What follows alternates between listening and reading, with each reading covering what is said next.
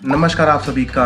मेरा नाम अंकित है और मैं आज आपके सामने आज की करियर क्लास लेके आया हूँ। करियर क्लास युवा generation unlimited India, UNICEF India और आसमान फाउंडेशन की एक पहल है।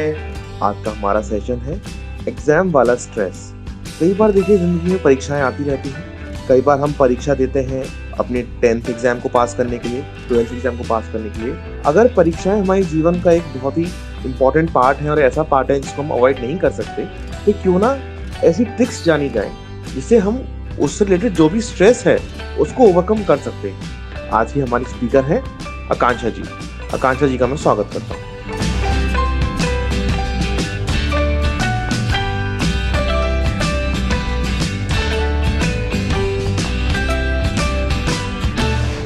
एग्जाम स्ट्रेस एक ऐसी चीज है, परीक्षाओं का स्ट्रेस एक ऐसी चीज है जो हर एक ने महसूस किया है। चाहे वो आज आप बच्चे हों, आपके माता पिता हों, आपके शिक्षक हों, अगर आप किसी से भी पूछेंगे कि उनका क्या एक्सपीरियंस, उनका क्या अनुभव रहा था एग्जाम्स को लेके, तो कभी ना कभी जिंदगी में उन्होंने भी किसी ना किसी प्रकार के स्ट्रेस का जरूर सामना किया होगा।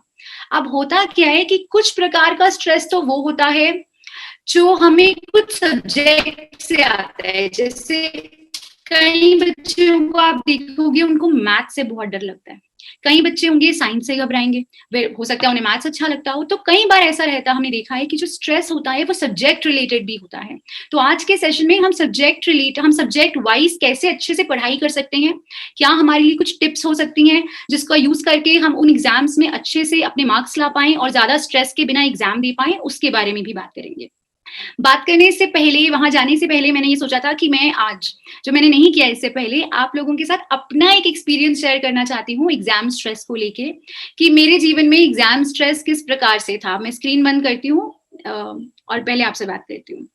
तो मैं बचपन से ही बहुत ज्यादा पढ़ाई में अच्छी रही थी, बहुत रुचि थी मुझे पढ़ाई में बचपन से ही। जब मैं 5th स्टैंडर्ड में थी तो थर्ड फोर्थ फिफ्थ में हमारे प्रॉपर एग्जाम्स हुआ करते थे, 3 टर्म होते थे और हर टर्म में मैं फर्स्ट या सेकंड में से एक पोजीशन लेके आती थी। तो मैं बहुत खुश थी अपने आप से और कहीं ना कहीं मुझे लगता है मुझे में ना थोड़ा ओवर कॉन्फिडेंस भी आ गया था उस चीज को लेके। तो अब हुआ यूं कि जैसे ही मैं 6th स्टैंडर्ड में गई और थोड़े से सब्जेक्ट्स डिफिकल्ट होने लग गए। ये हमारे साथ आप देखेंगे 8वीं के बाद भी होता है, जब हम 9th में जाते हैं थोड़ा लेवल हाई होता है, और 10th और 11th में भी आप देखेंगे जब हम 10th से 11th में जाते हैं तो भी थोड़ा सा लेवल डिफिकल्ट हो जाता है पढ़ाई का। तो मेरे साथ भी हुआ, मैं 5th तक तो टॉप कर रही थी, अब 6th में मैं गई और अचानक से इतना सारा लेवल थोड़ा बढ़ गया और मुझे थोड़ा घबराहट हुई। 2-3 सब्जेक्ट्स ऐसे भी ऐड हो गए जिनमें मुझे कोई रुचि नहीं थी। करते करते अब क्या होने लगा, जब भी उन सब्जेक्ट का एग्जाम देने की बारी आती थी मेरा मन नहीं लगता था। अब एक सब्जेक्ट उनमें से था सोशल साइंस। मुझे कहीं ना कहीं थोड़ा सा मेरा मन हटने लग गया था सोशल साइंस की तरफ से। शायद मैं उसको उतना रिलेट नहीं कर पा रही थी अपने जीवन से, या जैसा मैं पढ़ाई करना चाहती थी या जो मेरे को समझ आ रहा था ठीक से नहीं मैं कर पा रही थी। अब एक बार ऐसा हुआ कि ये 8वीं की बात है, जब मैं 8वीं में थी, मेरा सोशल साइंस का एग्जाम था। मुझे ना 4 दिन की छुट्टी मिली थी, डेट शीट हमारी आ जाती है जैसे 1 महीना पहले, तो 4 दिन की छुट्टी थी उस एग्जाम में। मैंने, आप यकीन नहीं मानेंगे, मैंने पढ़ाई ही नहीं की। मैंने ये सोचा कि ठीक है 8 चैप्टर आ रहे हैं टोटल मिला के, उसमें से 3 या 4 मुझे आते हैं। पहले उनके भी थोड़े बहुत छोटे वो सरप्राइज टेस्ट वगैरह इस तरह के एग्जाम असाइनमेंट हो रखे हैं, तो 4 और बचे हैं, 4 दिन का समय मैं कर लूंगी। अब हुआ यूं कि वो 4 दिन के जो समय था, मेरी जो नानी माँ है वो मुझे पढ़ाती थी सोशल साइंस। वो खुद मास्टर्स हैं हिस्ट्री में, तो वो मुझे सोशल साइंस पढ़ाती थी। मैं उनके घर चली गई रहने, पेपर के लिए प्रिपेयर करने। अब उस दौरान ये हुआ कि हमारे घर पे कोई अतिथि आ गए। 3 दिन तक मैं कोई पढ़ाई नहीं कर पाई। मैं उनके बच्चों के साथ, अपना कजिन्स थे तो खेलने में व्यस्त हो गई। लास्ट डे मैंने ये सोच लिया कि मैं क्या करूंगी, अब मेरे से पढ़ाई तो होगी नहीं, मैं एग्जाम नहीं दूंगी। इतना लास्ट डे मुझे इतना स्ट्रेस हुआ उस सोच के कि 4 चैप्टर मैं कैसे पूरे करूंगी, कि मैंने डिसाइड किया कि मेरे को एग्जाम नहीं देना। रात 1-2 घंटा बीत गया, फिर मेरी नानी आई, उन्होंने मुझे समझाया कि एग्जाम ना देना, एग्जाम से डर के भाग जाना, एग्जाम के पहले रोना, ये सब ये दिखाते हैं कि तुम्हारी प्रिपरेशन ठीक नहीं थी। तो अब हमारे पास जितना भी समय बचा है हम उसमें प्रिपेयर करेंगे। मेरे पास आप मानिए लगभग 12 या 13 घंटे बचे थे, और फिर उसके बाद हमारा एग्जाम सुबह 6 बज जाते और मेरे को जाना होता स्कूल। उस 12 या 13 घंटे में से मेरे को ये ध्यान है कि मैंने 8 या 9 घंटे पढ़ाई की थी। रात में जब हम 4 बजे सब पढ़ के सोए थे, तो मुझे याद है मेरी नानी मुझे कहानियों की तरह हिस्ट्री में कुछ मूवमेंट्स जो पढ़ी थी हमने, वो कहानी की तरह सुना रही थी। और मैं अगले दिन एग्जाम देने गई, बहुत डरी हुई थी लेकिन गई, और मेरे 40 में 34 नंबर आए। वो दिन था कि मेरे को लाइफ में ये बहुत बड़ी एक सीख मिली थी कि कभी भी एग्जाम की प्रिपरेशन को हमें लास्ट डे पे नहीं छोड़ना चाहिए, उससे काफी ज्यादा नुकसान होने का चांस रहता है, और पढ़ाई को एक निरंतर तरीके से करना है। तो वो आज जो मेरा एक्सपीरियंस था उसको ध्यान में रखते हुए मैंने सोचा था कि हम आज का सेशन वहां से शुरू करेंगे। तो अब मैं आपको ये बताना चाह रही थी कि जब हमें एग्जाम्स आते हैं, हमारे जब एग्जाम्स आते हैं, तो जो बच्चे होते हैं, देखोगे वो अक्सर 3 तरह के, ब्रॉडली जो हमने देखा है कि 3 तरह की कैटेगरी में बच्चे बहुत ज्यादा चिंताशील हो जाते हैं, अत्यंत चिंता होती है उन्हें। दूसरे वो बच्चे होते हैं, आप देखिए जो यहाँ पे बच्चा बना हुआ है, ये बिल्कुल लापरवाह है, जैसे मैं हो गई थी अपने एसएसटी के एग्जाम में 8वीं में, कि कोई बात नहीं, एग्जाम आएगा तब की तब देखेंगे, पहले तो हम इंजॉय करें। और एक ये तीसरा बच्चा होता है जो ऐसे एग्जाम का जो तूफान होता है हमारी जिंदगी में, उसमें छाता लेके चलता है, पहले से प्रिपेयर करके चलता है। तो आप सोचिए कि आप इसमें से कौन से प्रकार के बच्चे हैं।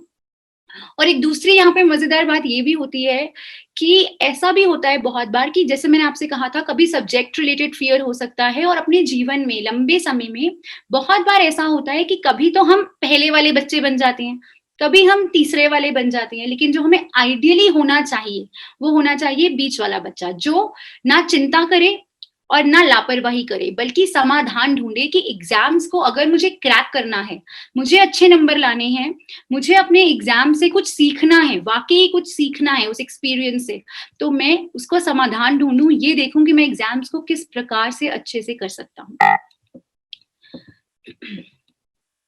अब अगर हम बात करें कि एक जो स्टूडेंट की लाइफ होती है, उसमें सबसे ज्यादा हमें एग्जाम से काफी महत्वपूर्ण हिस्सा रहता है एग्जाम्स, और जैसा हम बात कर रहे थे कि एग्जाम से डर भी रहता है।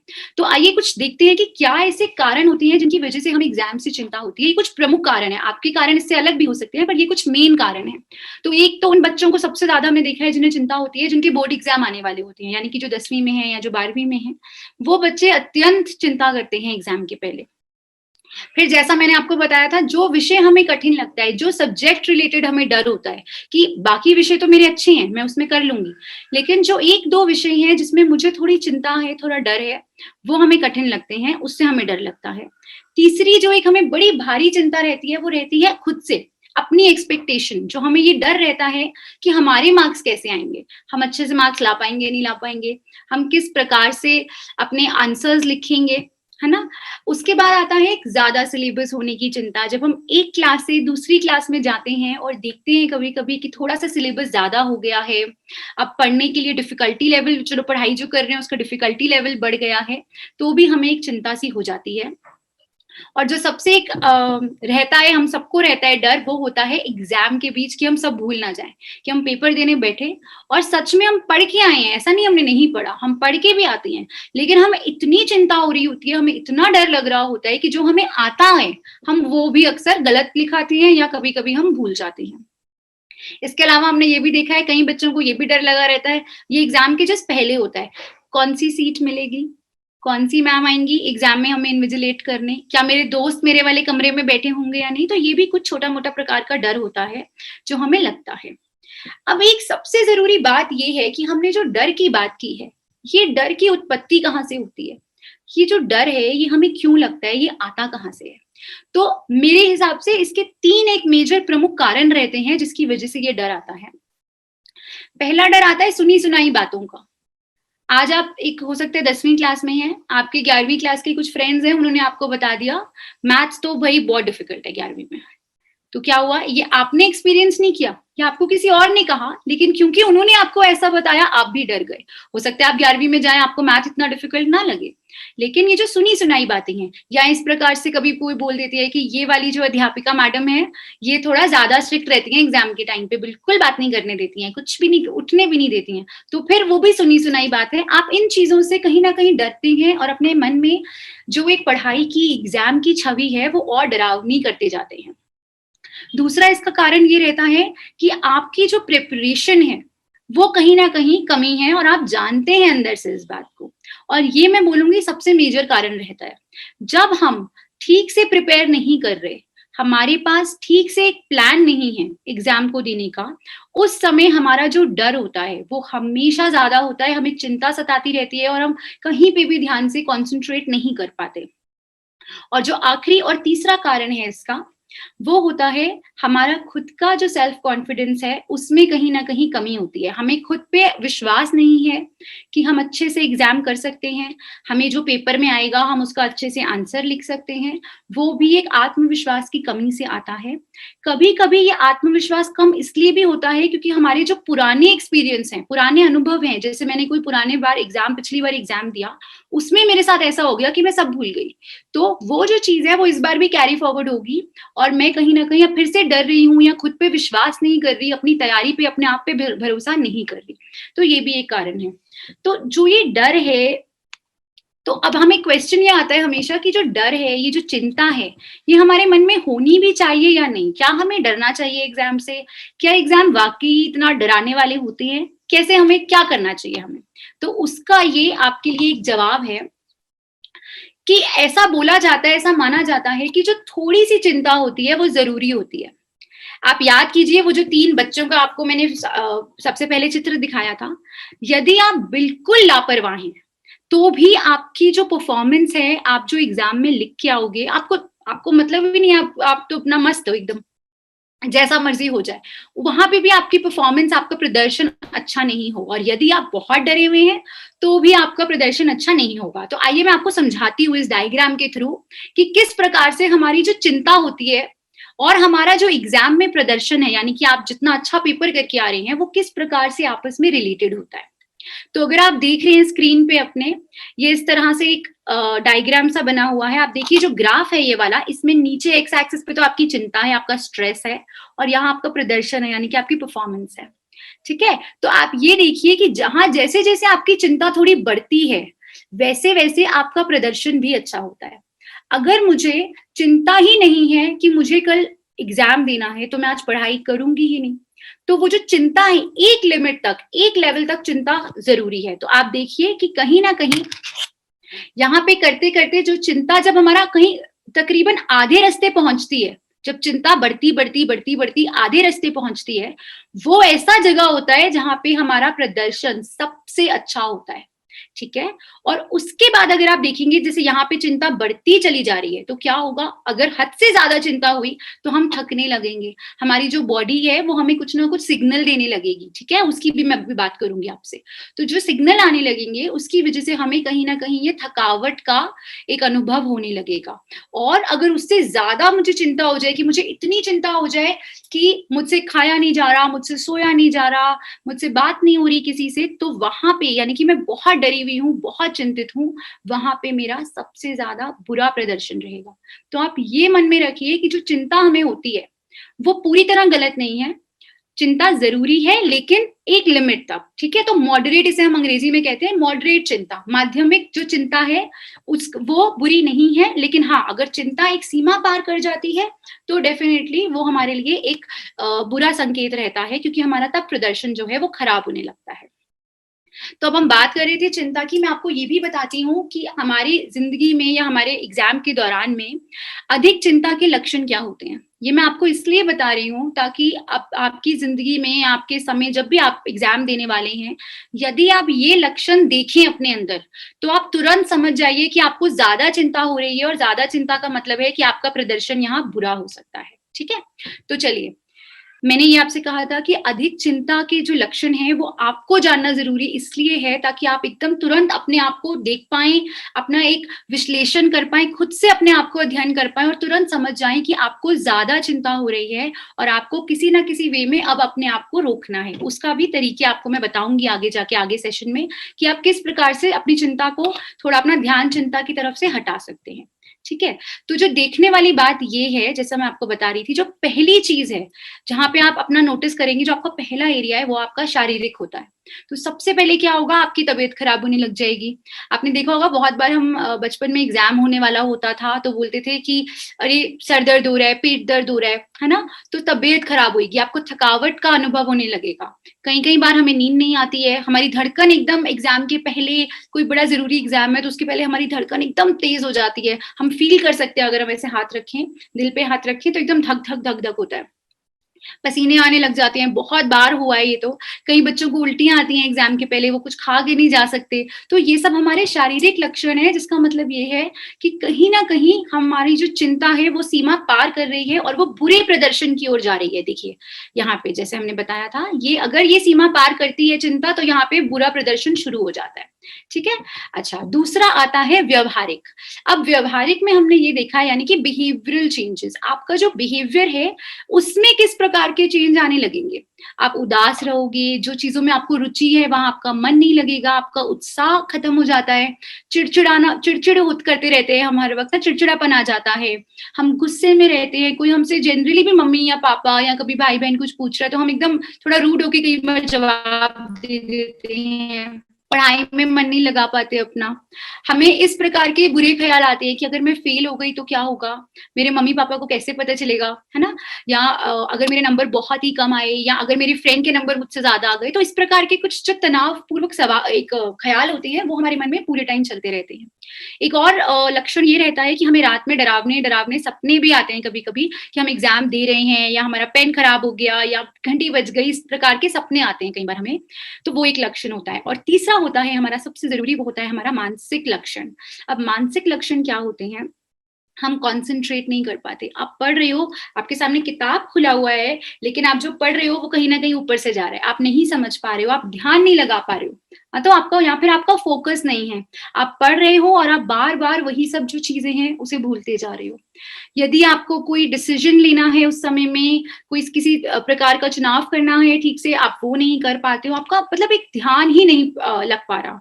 हंसी मजाक जो हम एक जनरली ह्यूमर करते हैं उसमें हमारा मन नहीं लग रहा, और हम हर प्रकार ना कंफ्यूज से घूमते रहते हैं। तो वो भी एक लक्षण होता है। अगर आप इस प्रकार के लक्षण देखें, देखिए ये बात समझनी जरूरी है कि कभी ना कभी ये सब लक्षण हमें हो सकता है आते रहेंगे, ठीक है। लेकिन अगर ये लक्षण आपको लगे कि बहुत ज्यादा, मतलब दो तीन हर जगह लक्षण आ रहे हैं और आप अपनी दिनचर्या में वो इंटरप्ट कर रहे हैं, आप डे टू डे का काम नहीं कर पा रहे हैं, आप डे टू डे में परेशान रह रहे हैं, तो पक्का ये संकेत है कि आप अत्यंत चिंता कर रहे हैं और अब आपको अपने लिए कुछ समाधान ढूंढना पड़ेगा। कि हम अभी तक एग्जाम से डर क्यों लगता है, स्ट्रेस क्यों होता है, उसकी बात कर रहे हैं। तो शायद मैंने सोचा ये भी बताना जरूरी रहेगा कि एग्जाम जो होते हैं वो आखिरकार इतने जरूरी क्यों होते हैं, क्यों ऐसा होता है कि हम एग्जाम्स लें। आपने शायद पूछा होगा बचपन में अपनी मैम से या मम्मी से कभी कि एग्जाम क्यों होते हैं, हम क्यों एग्जाम के लिए तैयारी करें, है ना। तो एग्जाम क्यों होते हैं उसका मैं आपको बताती हूँ। सबसे जरूरी ये होता है एग्जाम की तरफ से कि हमें हमारी जो कमजोरियां होती हैं और हमारी जो ताकत होती है उसका पता चलता है। हम किस सब्जेक्ट में अच्छा कर सकते हैं, कहाँ हमारी रुचि है, कौन से ऐसे सब्जेक्ट हैं जहाँ पे थोड़े से हम कमजोर हैं, थोड़े हमें इम्प्रूवमेंट की जरूरत है, थोड़ा सा भी स्कोप है कि हम और बेहतर कर सकते हैं, तो वो हमें पता चलता है। और कहीं ना कहीं इसी से आगे एक छोटा सा रास्ता भी बनता है हमारे करियर तक का। दूसरा जो आता है, सबसे जरूरी चीज है, वो ये आती है कि हम कहीं ना कहीं अपने जो हमारे जो स्किल्स होते हैं, जैसे विश्लेषण करने के स्किल्स, तर्क वितर्क करने के स्किल्स, इसको भी हमारा बढ़ावा मिलता है। आपने देखा होगा आजकल पेपर में बहुत बार एप्लीकेशन बेस्ड क्वेश्चन भी आते हैं कि आपने एक कॉन्सेप्ट पढ़ा, अब आप इसको अपनी जिंदगी में अप्लाई कैसे करोगे। तो क्वेश्चन जो होगा वो आपसे एप्लीकेशन के बारे में होगा, ठीक है। तो वो भी बहुत जरूरी है कि हम जो पढ़ रहे हैं भाई वो पढ़ के करेंगे क्या, पढ़ के अपनी जिंदगी में तो उसका कहीं ना कहीं तो यूज करेंगे, तो वो यूज कैसे करें उसके बारे में होता है। तीसरा होता है सेल्फ इवैल्यूएशन, यानी कि हम अपने खुद का एक सेल्फ अध्ययन कर सकें, हम समझ सकें, अपना विश्लेषण कर सकें अपनी खामियों का, अपनी स्ट्रेंथ का, और हमें क्या पसंद है क्या ना पसंद है, कहीं ना कहीं एक हम अपने आप को देख सके कि हम बाकियों के मुकाबले या अपने पुराने एक्सपीरियंस, पुरानी परफॉर्मेंस के मुकाबले कहाँ स्टैंड करते हैं। उसके बाद एग्जाम्स आपको मदद करता है चीजों को मैनेज करने में। अब आप देखेंगे कि स्टूडेंट लाइफ में पढ़ाई से ज्यादा महत्वपूर्ण शायद ही कुछ होगा। तो ये पूरा जो एक जर्नी होता है हमारा हर साल का, कि हम पहले क्लास में हमें क्लास में जाते हैं, पढ़ाई करते हैं, सब्जेक्ट्स को प्रिपेयर करते हैं, फिर टाइम टू टाइम हम एग्जाम्स देते हैं, ये हमारी जो पूरी एक साइकिल होती है 1 साल की, उसमें हमें बहुत सी चीज़ों को मैनेज करना पड़ता है, ऑर्गेनाइज़ करना पड़ता है। तो वो भी आपको एग्ज़ाम सिखाते हैं कि आप किस प्रकार से अच्छे से उसको ऑर्गेनाइज़ कीजिए, मैनेज कीजिए। 5वां, आपको वो कॉन्फिडेंस देता है। जब आपके अच्छे नंबर आते हैं, जब आपकी मेहनत रंग लाती है एग्ज़ाम के दौरान, तो आपको एक कहीं न कहीं कॉन्फिडेंस आता है कि हाँ, अगर मैं मेहनत करता हूँ, तो मैं अच्छा परफ़ॉर्म कर सकता हूँ। वो भी बहुत ज़रूरी है। जैसा मैं आपको बता चुकी हूँ, real life application of knowledge, यानी कि जो भी आपने सीखा, आप मुझे एक बात बताइए, आपने आज तक जितना भी सीखा है और एग्ज़ाम दिया है आपने सीख के या लर्न करके, क्या उसमें से बहुत सी चीज़ें हैं जो आपको आज भी याद हैं? अगर नहीं तो अभी आप वेट कीजिएगा, क्योंकि आगे हम इसी बारे में बात करेंगे। पर यही मैं आपसे पॉइंट बोलना चाह रही हूँ कि ऐसा बहुत बार होता है कि हम बहुत सी पढ़ाई करते हैं, एग्ज़ाम देते हैं और भूल जाते हैं। हम ये कभी नहीं समझ पाते या हम कभी इतना डीप जाते ही नहीं हैं कि हम जो पढ़ रहे हैं, उसकी हमारी रोज़मर्रा की ज़िंदगी में क्या यूज़ है, क्या वैल्यू है, हम कैसे उसे अपनी ज़िंदगी में अप्लाई करें। तो ये बहुत ज़रूरी है। और आखिरी जिसको मैं बोलूँगी, हम्बलिंग एक्सपीरियंस, क्योंकि जो एग्ज़ाम है ये हमें सिर्फ यही नहीं बताता कि मेरे नंबर कैसे आ रहे हैं या मैं कहाँ स्टैंड करती हूँ। ये हमें परिस्थितियों का, टफ परिस्थितियों का, कठिन परिस्थितियों का सामना करने में भी बहुत मदद करता है। आज हमारे लिए, बच्चों के लिए एग्ज़ाम से ज़्यादा टफ शायद ही कुछ चीज़ होती है। हम सब डरते हैं एग्ज़ाम से। पर जब हम वो एग्ज़ाम पार करते हैं, अच्छे नंबर लाते हैं, तो हमारे अपने बारे में हमें एक अच्छा भी महसूस होता है, खुशी होती है। तो ये एक हम्बलिंग एक्सपीरियंस भी होता है, जो हमें अपने अंदर एक रेज़िलियंस बनाने की शक्ति देता है और हम समझ पाते हैं कि हम इसमें अच्छा कर सकते हैं। चलिए, अब ये एक आप देखिए कि एक बच्चा है जिसने भगवान से पूछा कि प्लीज़ भगवान जी मेरी मदद करो, ये लास्ट डे पढ़ रहा है, ठीक है? एग्ज़ाम के 1 दिन पहले, मेरी तरह जैसे मैंने आपको अपनी कहानी बताई थी, ये वैसे ही पढ़ रहा है और पढ़ रही है, सॉरी, ये पढ़ रही है वैसे ही, और भगवान से कहती है कि प्लीज़ मेरी मदद कीजिए। अब आगे देखिए भगवान ने क्या उत्तर दिया। भगवान ने कहा, हम उन्हीं की मदद करते हैं जो अपनी मदद खुद करते हैं। ये आपने सुना भी होगा बहुत बार। तो आइए अब ये जानते हैं कि आप अपनी मदद खुद कैसे कर सकते हैं। तो हमने यहाँ पे आपके लिए तैयार किया है ये जीत का एक मास्टर प्लान, कि जब भी हम एग्जाम्स की बात करते हैं तो आपने देखा होगा कई लोग बताते हैं कि आप एग्जाम ऐसे कीजिए, वैसे कीजिए। पर ये जो आपके सामने आज जो हम अब से जो सेशन में बात करेंगे, ये पूरा एक प्लान है, एक जो बनाया गया है कि अगर आपको वाकई ही अच्छे नंबर लाने हैं, वाकई ही एग्जाम्स में अच्छे से पास होना है, और आप ये भी चाहते हो कि साल भर आपको स्ट्रेस ना हो, आप आराम आराम से पढ़ें, तो क्या प्लान होना चाहिए। तो आप ये देखिए कि ये एक सबसे ज्यादा जो जरूरी होता है, इस वो सबसे ज्यादा, ये देखिए वेटेज भी उसी का है, वो है होल ईयर प्लान का, यानी कि आप पूरे साल पढ़ें। दूसरा, उससे सेकंड नंबर पे जरूरी होता है, वो होता है कि एग्जाम के पहले कैसे प्रिपेयर करें। पहले का मतलब है, हो सकता है 2 महीना पहले आप प्रिपेयर करना शुरू करते हैं, कई लोग 10 दिन पहले प्रिपेयर करना शुरू करते हैं। तो वो आप एग्जाम के पहले प्रिपेयर कैसे करें, और एग्जाम के दौरान अच्छे नंबर लाने की क्या स्ट्रैटेजीज हो सकती हैं। और जब आप अपने रिजल्ट्स का वेट कर रहे हैं, ये आप मत भूलिए, जब भी हम अपने रिजल्ट का वेट करते हैं तब भी अक्सर हम बहुत चिंतित होते हैं। ऐसा नहीं है कि एग्जाम दे के चिंता मुक्त हो जाते हैं, रिजल्ट को लेके भी बहुत बार हम लोग बहुत चिंतित रहते हैं। तो उसके साथ हम किस तरह मैनेज करें, उसकी भी हम आज बात करेंगे।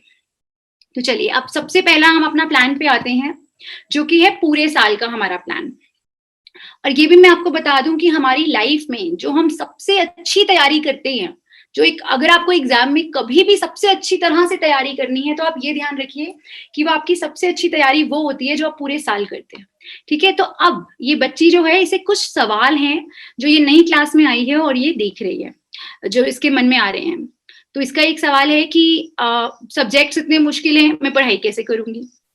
अब एक और सवाल आया इसको कि भाई पिछली बार तो रानी के मुझसे ज्यादा नंबर आ गए थे, इसकी फ्रेंड है रानी, अब इस बार भी ऐसा हुआ तो एक बच्चे का आपस में फ्रेंड के साथ भी है कंपटीशन थोड़ा बहुत। फिर अब उसका डिबेट कंपटीशन में भी इसका बहुत इंटरेस्ट बना हुआ है, तो ये बोल रही है कि अगर डिबेट कंपटीशन आ गया तो मैं ध्यान कहाँ लगाऊं, क्लास में कैसे लगाऊंगी और डिबेट में कैसे लगाऊंगी। और अगर टीचर्स और मम्मी पापा की जितने मार्क्स, जितनी उनकी मुझसे उम्मीदें हैं, उतने पे मैं मार्क्स नहीं ला पाई तो क्या होगा। तो इस प्रकार के जो सवाल होते हैं, ये जब हम एक नई कक्षा में जाते हैं तो आते हैं। जब हम एक नई कक्षा में जाते हैं ना, तो मुझे लगता है एक नई उम्मीद के साथ साथ ना एक नया डर भी आता है हमारे मन में कि अब हम क्या करें, जैसे इस बच्चे के मन में आया है।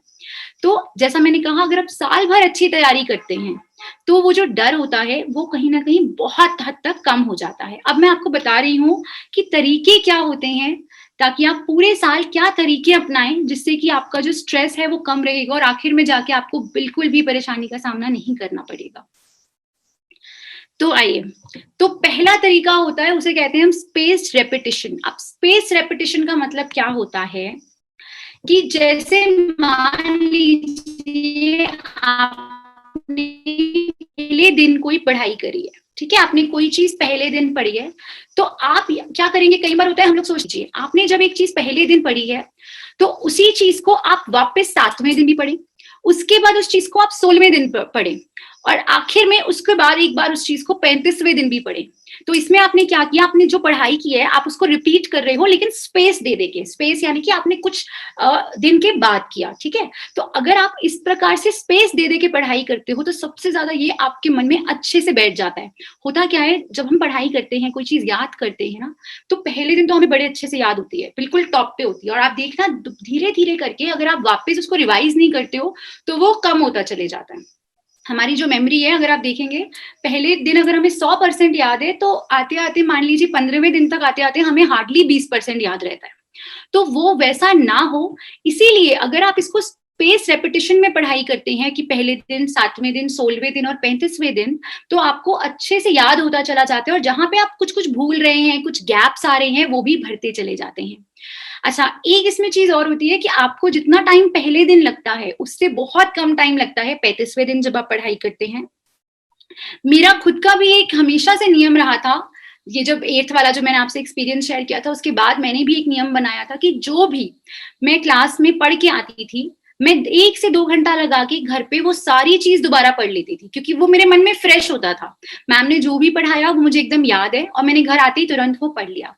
एक तो ये फायदा रहता था कि मैं अगर बाद में पढ़ती तो शायद मुझे बहुत सा समय लगता, तुरंत तुरंत पढ़ा तो मुझे समय कम लगता था।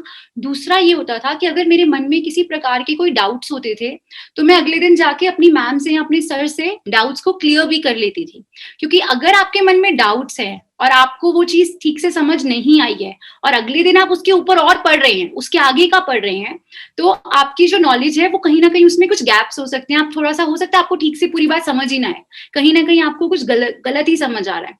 तो इससे ये भी फायदा रहता है कि आपके डाउट्स भी समय समय पे आप क्लियर कर सकते हो अगर आप तुरंत तुरंत पढ़ रहे हो। अच्छा, अब दूसरा तरीका क्या है, पूरे साल के तरीके हैं ये। दूसरा तरीका ये है कि आप ये मत सोचिए कि मैंने अंत में पढ़ना है, तो आप ये सोचिए कि मैंने एक फिक्स्ड अपना टाइम करना है हर रोज पढ़ने का। अगर आपको याद होगा जो हमारा पिछली दिल की बात का सेशन हुआ था, जहां हमने बहुत सी बातें की थी प्रोडक्टिविटी के ऊपर, गोल सेटिंग के ऊपर, कि अपने लक्ष्य छोटे बड़े किस प्रकार हम सेट कर सकते हैं, तो वहीं से अगर आपको ये ध्यान होगा तो अपने जो छोटे लक्ष्य हैं, अगर आप बड़े लक्ष्य को हासिल करना चाहते हैं तो जो छोटे छोटे लक्ष्य हैं उनकी यही शुरुआत होती है कि आप एक अपने मन में ये बना लीजिए कि हमें 2 घंटे तक तो नियमित रूप से मुझे अपनी पढ़ाई करनी ही करनी है। अच्छा, इसमें 1-2 बातें और आती हैं जो जरूरी हैं।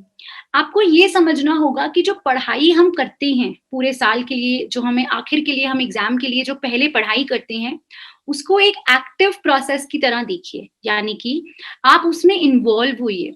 आप ये देखने की कोशिश करिए कि जो आप पढ़ रहे हैं वो किस प्रकार से आपके जीवन में या आपके आसपास की स्थिति से रिलेट कर सकता है, ठीक है।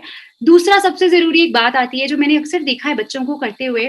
बच्चे ना, जैसे मैम ने कोई होमवर्क दिया तो बच्चे अपनी पहले ही किताबों के साथ कई बार कीज भी ले लेते हैं, जिसे कुंजियां कहते हैं हम हिंदी में। तो वो कुंजी भी ले आते हैं और मैम ने जो सवाल दिए हैं वो बस कुंजी से देख के फटाफट लिख के दे आते हैं। अब उससे बच्चों की जो लर्निंग है वो नहीं हुई, है ना, क्योंकि आपने तो समझा नहीं, आपने तो कहीं से देख के कहीं पे लिख के दे दिया। तो कोशिश कीजिए कि ये सब चीजें आप बिल्कुल भी प्रयोग ना करें। अपने पढ़ के, अपनी पढ़ाई से, अपने मन से उत्तर लिखें, अपने दिमाग से उत्तर लिखें।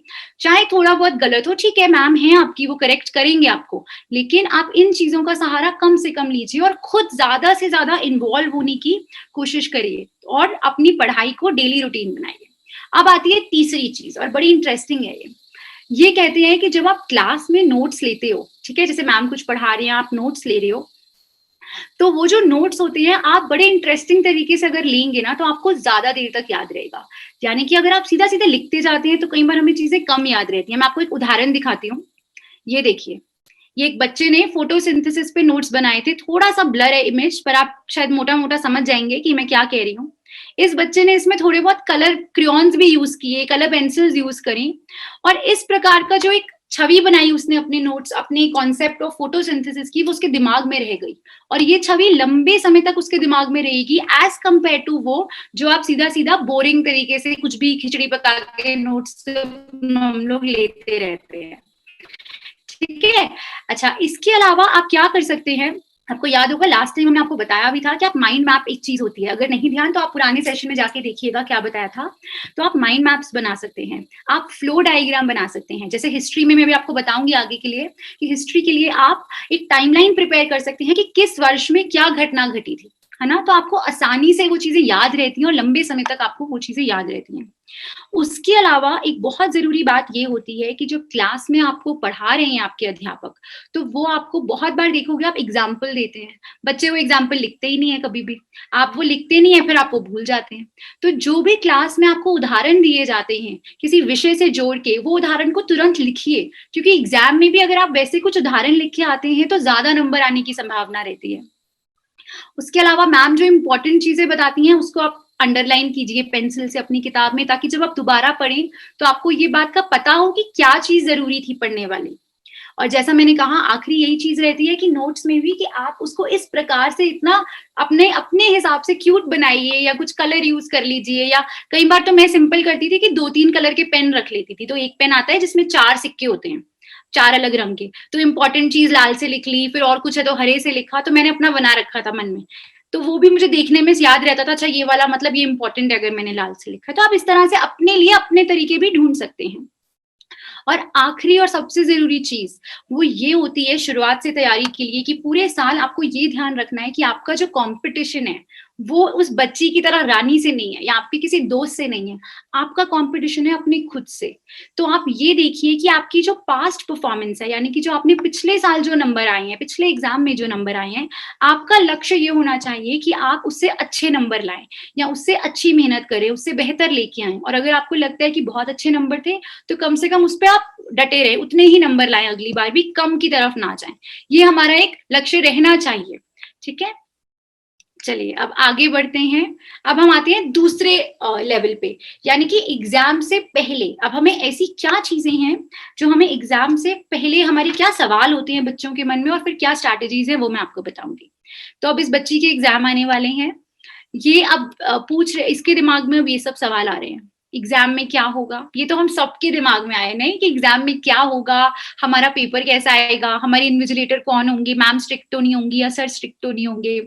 अच्छा फिर आता है इतनी सारी चीजें हैं, मैं याद कैसे रखूं, क्योंकि हम अक्सर आप देखोगे कि लास्ट में सारे सब्जेक्ट एक साथ हम लोग पढ़ रहे होते हैं, तो हम कई बार कंफ्यूज भी हो जाते हैं कि ये सब्जेक्ट तो हमने साइंस में पढ़ा था या कहीं और पढ़ा था, इस प्रकार।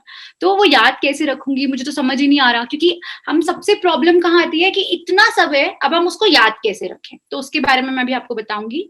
अच्छा, उसके बाद सवाल आता है अगर मेरी तबीयत खराब हो गई तो भाई क्या होगा, एग्जाम से 2 हफ्ते पहले मेरे भैया की शादी है, अब मैं क्या करूं। तो यानी कि कुछ ऐसी परिस्थितियां जो आपको उस टाइम पे शायद नहीं पता हो, इसलिए आप पूरे साल नहीं पढ़े और एकदम सडनली आ गई, जैसे मेरे घर पे अतिथि उस टाइम आ गए थे जो मैंने आपको अपना उदाहरण बताया था। तो इस प्रकार की परिस्थितियां भी आ सकती हैं। चलिए अब हम पहले बात करते हैं स्ट्रैटेजी की और फिर करेंगे वो परिस्थितियां किस प्रकार हम हैंडल करते हैं। तो जैसा कि मैंने आपको बताया था और हम बात कर रहे थे और मैंने कहा था मैं दोबारा से आपसे बात करूंगी, ऐसा कितने लोगों के साथ हुआ है कि आपने एग्जाम के लिए तो बहुत पढ़ाई करी है, सब कुछ आपने एकदम रट लिया, ठीक है, एकदम पैरेट की तरह आपने रट लिया, लेकिन उसके बाद अगर आपसे 15 दिन बाद, 1 महीने बाद, 1 साल बाद कोई वही क्वेश्चन पूछे, उस विषय से जुड़ी हुई कुछ बात पूछे, तो आप बता पाते हो क्या? आपका अमूमन जवाब रहेगा नहीं, क्योंकि हम अक्सर पढ़ाई ही इस प्रकार से करते हैं कि हमें बस एग्जाम तक याद रहे और उसके बाद हम उसको बिल्कुल भूल जाते हैं। तो मैं आज आपको कुछ ऐसी टेक्निक्स बताऊंगी जिससे कि आपकी जो मेमोरी है उसको आप उसको ज्यादा अच्छे से ऑर्गेनाइज कर सकते हैं और उसमें ज्यादा से ज्यादा चीजें, ज्यादा से ज्यादा बातें आप भर सकते हैं और आप भूलें ना। और आपने देखा होगा कि एग्जाम्स रिलेटेड या स्टूडेंट लाइफ में मेमोरी का, हमारी याददाश्त का बहुत ही एक अहम रोल रहता है।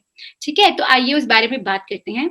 पहला हमारा जो स्ट्रैटेजी है वो होता है निमोनिक्स। तो अब निमोनिक्स क्या होते हैं? निमोनिक्स कुछ इस प्रकार की स्ट्रैटेजीज मान लीजिए या इस प्रकार की कुछ डिवाइसेस होते हैं जिसको यूज करके हम ज्यादा से ज्यादा इंफॉर्मेशन को ज्यादा से ज्यादा समय तक याद रख सकते हैं और इस इंटरेस्टिंग तरीके से याद रखते हैं कि हम उसे भूले ना। ठीक है, तो मैं आपको निमोनिक्स के कुछ उदाहरण देती हूँ। पहला जैसे हुआ हमारा एक्रोनिम्स। ठीक है, तो एक्रोनिम्स क्या होता है ये देखिए। जैसे अगर मुझे याद रखने हैं मुगल एम्परर्स, ठीक है, तो मुगल शासक अगर मैं याद रखना चाहती हूँ तो मैंने एक वर्ड बनाया अपने मन में जिसका नाम है बादशाह। ठीक है, अब क्या होगा, मुझे ये उनका ऑर्डर मैं बार बार भूल रही हूँ, मुझे कभी ध्यान नहीं रहता कि हुमायूं पहले आए थे या जहांगीर पहले आए थे। तो बादशाह याद रखने से मैं उसके ऑर्डर को समझ सकती हूँ कि अच्छा पहले बाबर थे, फिर हुमायूं, फिर अकबर, फिर जहांगीर, शाहजहां और औरंगजेब। तो मुझे पूरे नाम याद नहीं रखने की जरूरत होती, मैं बादशाह याद रखती हूँ, ये मेरे लिए एक हिंट बन जाता है। ठीक है, कि इस हिंट के जरिए हम आगे जाके वो 6 शासक, जो एक मेन 6 शासक हैं, हम उनका नाम याद रख सकते हैं। उसी तरह आप दूसरा उदाहरण देखिए, अगर मुझे इंद्रधनुष के रंग याद रखने हैं तो उसके लिए मैंने शब्द बनाया विबग्योर। तो मैंने विबग्योर याद रखा और उसके जरिए मैंने ये violet, indigo, blue, green, yellow, orange, red, इस प्रकार ये वाले जो कलर्स के नेम है ये मैंने याद कर लिए और मुझे ऑर्डर भी नहीं भूला। तो एक्रोनिम्स की मदद ज्यादा होती है जब आपको कोई चीज ऑर्डर में या नाम पूरा याद रखना है, तो आपने एक्रोनिम बना लिया। ठीक है, अब आते हैं दूसरे पे, वो होता है एक्रोस्टिक्स। अब एक्रोस्टिक्स क्या होता है, इसमें हम एक इस प्रकार का सेंटेंस या इस प्रकार का एक वाक्य बनाते हैं, खुद से बनाते हैं हम इस प्रकार का वाक्य जिसका जो हर पहला शब्द है वो किसी एक चीज का क्यू है। ठीक है, जैसे हमने एक पूरा वाक्य बनाया, मुझे प्लैनेट्स के नाम याद करने हैं तो मैंने ये वाक्य बना लिया, my very educated mother just served us nachos. ठीक है, तो एम से मेरा मर्क्यूरी आ गया, वी से मेरा वीनस, ई से अर्थ, एम से मार्स, जे से जुपिटर, एस से सैटर्न, यू से यूरेनस और एन से नेपच्यून। अब इससे क्या होगा, मेरे को याद रखने में आसानी रहेगी। जैसे हम केमिस्ट्री में मान लीजिए पीरियोडिक टेबल याद करना है तो उसके लिए भी आप कोई सेंटेंस बना सकते हैं। ठीक है, या बने भी हुए हैं, आप देखेंगे अगर तो बने भी हुए हैं, वो हमें याद रखने में चीज को आसानी रहती है, भूलने के चांसेस कम हो जाते हैं। आइए अब देखते हैं, तीसरी टेक्निक होती है राइम टेक्निक। तो अगर आपको याद होगा, जो एक ABCD सॉन्ग हमने बचपन में हम कभी कभी सीखते थे, तो वो पूरा एक गाना आता था ऐसे ABCDEFG। तो हम क्यों वो जल्दी से छोटे बच्चे आप देखिएगा नर्सरी KG के, वो तो तुरंत गाना पिक कर लेते हैं।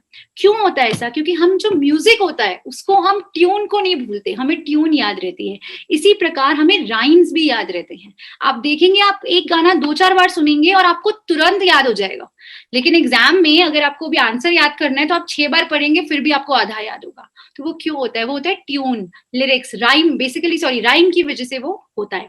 ठीक है, तो जैसे अगर आपको ये सिखाना है, तो जैसे अगर आप राइम में करो, आपने यहाँ देखा है, जैसे hurry up don't be late, 6 into 8 is 48, तो ये राइम कर गया। तो आप अपनी पढ़ाई को, ये हो सकता है थोड़ा छोटे बच्चों के लिए एग्जाम्पल आपको ज्यादा रिलेट करता हुआ दिखेगा, पर आप इसी प्रकार से, मैं बस आपको दिखाना चाहती थी कि किस प्रकार से हम कर सकते हैं।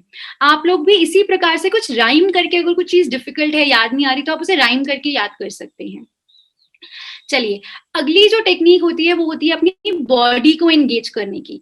तो ये कहा जाता है कि अगर आप सिर्फ पढ़ाई करते हुए सिर्फ ऐसे सीधा सीधा देख रहे हैं और सिर्फ पढ़ रहे हैं, कम याद होगा। आपको याद है लास्ट टाइम भी मैंने आपको बताया था प्रोडक्टिविटी के टाइम पे कि कभी कभी होता है हम चल के ज्यादा अच्छा याद कर पाते हैं, कभी हम बैठ के ज्यादा अच्छा याद करते हैं। कुछ बच्चों को आप देखेंगे वो कुछ चीज सुन के ज्यादा अच्छा से याद करते हैं। कुछ बच्चे को अगर कोई पिक्चर एक बार देख लें तो वो कभी नहीं भूलते, जैसे मैंने कुछ सुने तो कभी नहीं भूलते। तो आपको किसी ना किसी प्रकार अपनी बॉडी को एंगेज करना है, अपनी बाकी सेंसेस को एंगेज कीजिए।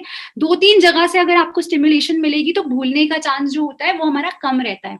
जैसे एग्जांपल दिया, आपको याद है हम number of days in a month, कि एक महीने में कितने दिन होते हैं, हम अपने हाथ पे याद करते थे ना। तो ऊपर वाला जो होता है उसमें जनवरी, फिर नीचे फेब, मार्च, अप्रैल। तो ये हम क्या कर रहे हैं, ये हम अपने हाथ का, अपनी बॉडी को यूज करते हुए याद कर रहे हैं। भूलने का, जैसा मैंने कहा, इन चीजों को अगर हम यूज करते हैं तो हमें कम चांस होता है भूलने का। अच्छा, अब एक और तरीका आता है, वो होता है स्पेलिंग निमोनिक्स। ये आपको देखना है, आपको इंग्लिश में बहुत मदद करेगा। जैसे मान लीजिए एक स्पेलिंग है जो बड़े सेम, मतलब एक वर्ड है जो सेम है लेकिन स्पेलिंग थोड़े अलग है, जैसे प्रिंसिपल और प्रिंसिपल। अब आप बोल तो सेम रहे हो, तो हम याद कैसे करें कि क्या प्रिंसिपल में, अगर हम अपनी प्रिंसिपल मैम को रेफर कर रहे हैं तो AL आएगा या LE आएगा। तो उसका तरीका ये होता है, आप ये देखिए, जैसे प्रिंसिपल है, तो आप अपने मन में सोचिए कि जो प्रिंसिपल है वो हमारी पैल है, पैल मतलब हमारे फ्रेंड हैं। तो यहाँ पे लास्ट में पीएल आया और इधर भी पीएल आया, तो आप अपने मन में एक इमेज बना लेते हैं कि मेरी जो प्रिंसिपल हैं, प्रधानाचार्य जी जो हैं, वो मेरी एक फ्रेंड की तरह है, मैं उनके पास जा सकती हूँ। तो आपको वो पीएल से वो पीएल याद रहेगा।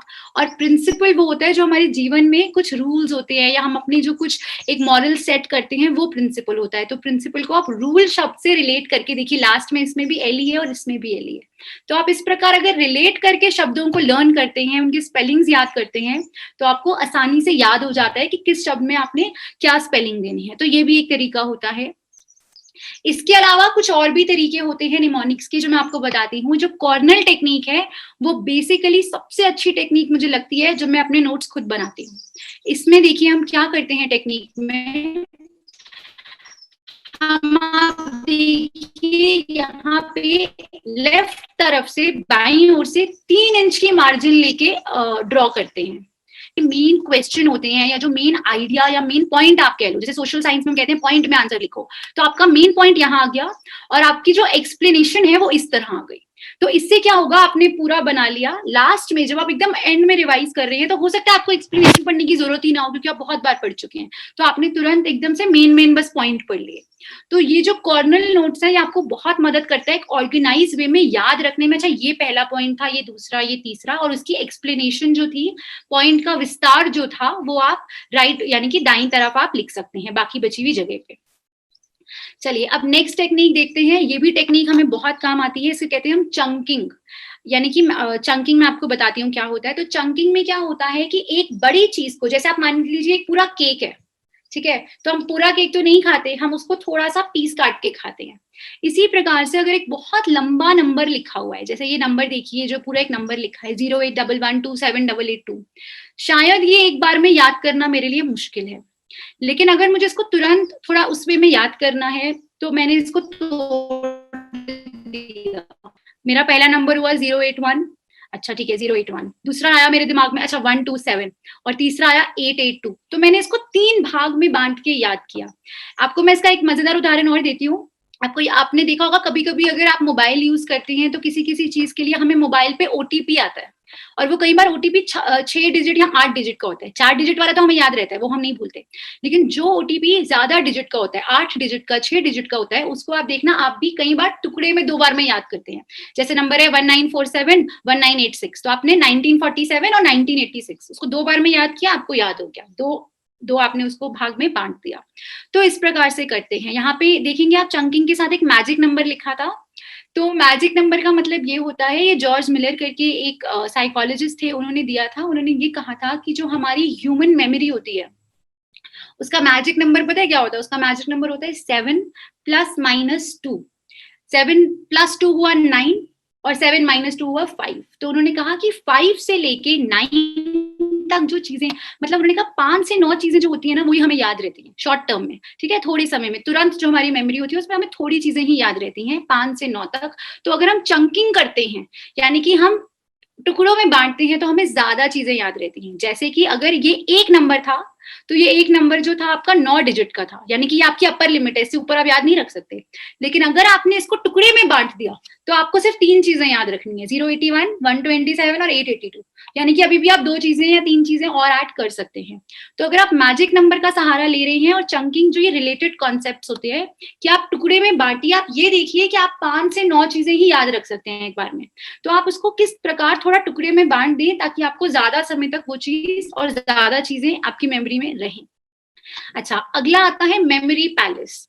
अब ये भी एक बड़ी मजेदार टेक्निक होती है। ये टेक्निक इस प्रकार से होती है कि ये बोलते हैं कि आपके लिए जो भी एक बड़ी फेमिलियर जगह है, ऐसी जो भी जगह है, हो सकता है आपके घर का कमरा हो, आपका स्कूल हो, आपका कोई खेलने का पार्क जहां आप जाके खेलते हो शाम में, उस जगह को आप देखिए और उस जगह में, ठीक है, अपने दिमाग में एक ये सोचिए कि जो पहली चीज है वो ये है, ठीक है, दूसरी चीज ये है। जैसे मैं आपको उदाहरण देती हूँ, तो ये जो है, ये बच्ची ने अपने घर का किचन देखा, ठीक है, इसको प्लैनेट्स याद करने थे, यही उदाहरण था अभी हमारा कि इसको हम प्लैनेट्स याद करने थे। तो इसने क्या सोचा, इसने अपने मन में एक छवि बनाई कि जो पैलेस होता है, यानी कि जो एक महल है, कि ये मेरा साइंस का महल है।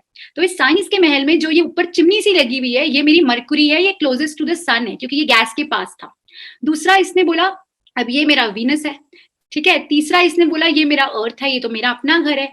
तो इसने ये जो एक कैबिनेट था इसको वीनस बोला, दूसरे को अर्थ, चौथे को मार्स, फ्रिज को इसने जुपिटर का नाम दे दिया। तो अपने मन में इसने सोचा अच्छा ये जो जगह है ये मर्क्यूरी है। तो इससे होता क्या है कि आप जब बाद में दोबारा से एग्जाम देने मान लीजिए बैठे हैं, तो आपको सिर्फ अपने दिमाग में वो किचन पूरा याद करना है और वहां पे आपने किस जगह किस चीज को स्थित किया था वो आपको तुरंत याद आ जाएगा क्योंकि आपने उसे अच्छे से रिलेट किया हुआ है, ठीक है। तो आप जब आंख बंद करके देखेंगे तो आप तुरंत वो चीजों को वापस से सोच सकते हैं कि अच्छा चिमनी मेरी मर्क्यूरी था क्योंकि वो गैस के पास थी, ठीक है ना। तो वहां सबसे गर्म होगा वो प्लैनेट, हॉटेस्ट था वो। तो इस प्रकार से आपको तुरंत तुरंत चीजें याद आने लग जाती हैं और आप अपने रीजंस दे सकते हैं, आप उसको जितना मर्जी इंटरेस्टिंग बना सकते हैं। जैसे इसने ये नेपट्यून को बनाया कि ये टेबल पे रखा है, टेबल उसको सबसे बड़ा दिखा तो उसने कहा ये डेंसेस्ट प्लैनेट है, शायद डेंसेस्ट जाइंट प्लैनेट है ये। तो इसने इस प्रकार से उन चीजों को रिलेट किया बड़े मजेदार तरीके से। तो अपने मन में एक ख्याल का महल बनाया जिसमें उसने उन टॉपिक्स को, उन विषयों को डाला जो वो समझना चाह रही थी।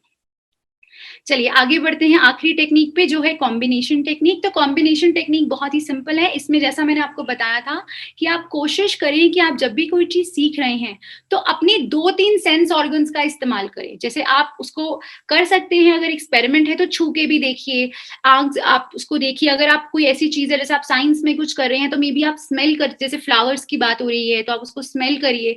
अगर आप 2-3 अपने सेंसेस का यूज करते हैं, 5 सेंसेस में से आप 2-3 का भी यूज करते हैं तो वो जो चीज होती है आपको ज्यादा से ज्यादा समय तक याद रहती है। तो निमोनिक्स थोड़ा बड़ा था, तो ये थी निमोनिक्स की बात। अगर आप निमोनिक्स यूज करेंगे, मैं आपको आगे भी 1-2 जगह उदाहरण दूंगी कि हम निमोनिक्स को आगे और किस प्रकार से यूज कर सकते हैं। अच्छा, अब मैं जा रही हूँ ग्रुप स्टडी पे दूसरा। ये भी बहुत महत्वपूर्ण है। एग्जाम के पहले बहुत बार बच्चे ग्रुप स्टडी करने जाते हैं। कई बार टीचर्स को, पेरेंट्स को लगता है कि ग्रुप स्टडी हम करें या ना करें, क्या अच्छा रहेगा, बच्चे जाएं ना जाएं। तो मेरा ये मानना है कि ग्रुप स्टडी अगर आप लोग डिसिप्लिन तरीके से करें तभी उसमें फायदा है। अगर आप ग्रुप में मिलते हैं, वहां पे मस्ती करने लग जाते हैं, इधर उधर की बात करने लग जाते हैं, तो आप अपना और सामने वाले सबका समय बर्बाद करते हैं। तो ग्रुप स्टडी जब आप करें, आप डिसिप्लिन से करें। दूसरा, आप जब भी बैठते हैं पढ़ने, 5-6 जने या 4 जने ग्रुप में बैठ रहे हैं, तो आप अपने लिए कुछ गोल सेट कर लें, ठीक है, कि आज के दिन में हम 3 घंटा ग्रुप स्टडी करेंगे और हमारा ये वाला चैप्टर या ये वाले टॉपिक्स पूरे हो जाने चाहिए।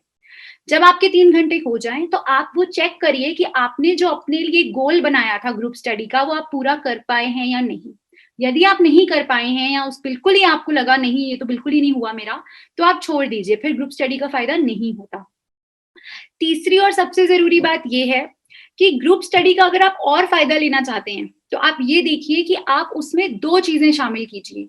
एक तो आप उसमें ये शामिल कीजिए कि आप कुछ ना कुछ बात पे डिबेट भी हो रहा है, यानी कि अगर कोई टॉपिक है, मान लीजिए साइंस का है या हिस्ट्री ज्योग्राफी का टॉपिक है, तो उस पर क्या कुछ तर्क वितर्क निकल के आ रहा है, क्या आप लोग एक दूसरे को कुछ समझा पा रहे हैं। उससे क्या होता है, जब भी हम किसी चीज को बहुत से नजरियों से देखते हैं, तर्क वितर्क करते हैं, वो चीज हमें लंबे समय तक याद रहती है और हम उसको अच्छे से समझ पाते हैं। तो debate is a very essential point for group study. Second आता है टीच, यानी कि जब भी आप ग्रुप स्टडी कर रहे हैं तो आप ये ध्यान रखिए कि ऐसा हो सकता है कि कोई एक टॉपिक है जो आपकी फ्रेंड को नहीं आता, आप उसकी मदद कीजिए, आप उसे पढ़ाइए। कहते हैं कि जब आप किसी को कोई चीज पढ़ाते हैं तो वो चीज आपको सबसे अच्छे से याद होती है। आपने देखा होगा आपकी जो मैम होंगे वो कई बार बिना किताब के भी कितने अच्छे से पढ़ा लेते हैं। क्यों? क्योंकि वो इतने सालों से वो चीज पढ़ा रहे हैं, अच्छे से समझ आ गया, अच्छे से याद हो गया। तो इसी प्रकार से जब हम किसी सामने वाले को पढ़ाते हैं तो हमें भी वो चीज ज्यादा अच्छे से समझ आती है, और इसकी यही रिलेटेड टेक्निक है जो मैं आपको बताऊंगी अभी फिनमैन में। ठीक है, तो ग्रुप स्टडी अगर है, जैसा मैंने कहा, वार्तालाप कीजिए, तर्क वितर्क कीजिए, एक दूसरे को पढ़ाइए भी, और जो आपका गोल है लास्ट में देखिए कि वो खत्म हुआ या नहीं। अब आती है ये तीसरी टेक्निक जिसका नाम होता है फिनमैन टेक्निक। ये रिचर्ड फिनमैन ने दी थी। इन्होंने ये कहा था कि जैसे मान लीजिए आप कोई भी एक टॉपिक लीजिए पढ़ने के लिए, आपने वो जो टॉपिक अपना चूज करा, या आप प्रिटेंड कर सकते हैं, आप ऐसा मान सकते हैं, आप अपने कमरे में बैठे हैं, आप कहीं पढ़ाई, जो 6ठी क्लास का है, ठीक है, और मैं ऐसा मान रही हूँ कि आप सब छठी से ज्यादा हैं, आप मतलब 8वीं 10वीं के बच्चे हैं। आप बस ये समझिए कि आपके साथ एक छठी क्लास का बच्चा बैठा है। अब आप उस बच्चे को ये टॉपिक किस प्रकार पढ़ाएंगे कि उसको समझ आए, उसके लेवल को मैच करे और वो उसको साधारण भाषा में समझ सके, याद कर सके। ठीक है, जब आप इस प्रकार से किसी को पढ़ाएंगे, हो सकता है आपके साथ कोई भी नहीं बैठा हो, लेकिन आप इस प्रकार से पढ़ाइए, आप अपने आप को चाहे पढ़ाइए, शीशे के सामने बैठ के पढ़ाइए। ठीक है, आप ये देखिए कि अच्छा, इसके बाद आप ये देखिए कि आपने जो पढ़ाया उसमें कहाँ कहाँ गैप्स थे, कहाँ कहाँ कोई कोई चीज आप मिस कर गए, आप भूल गए।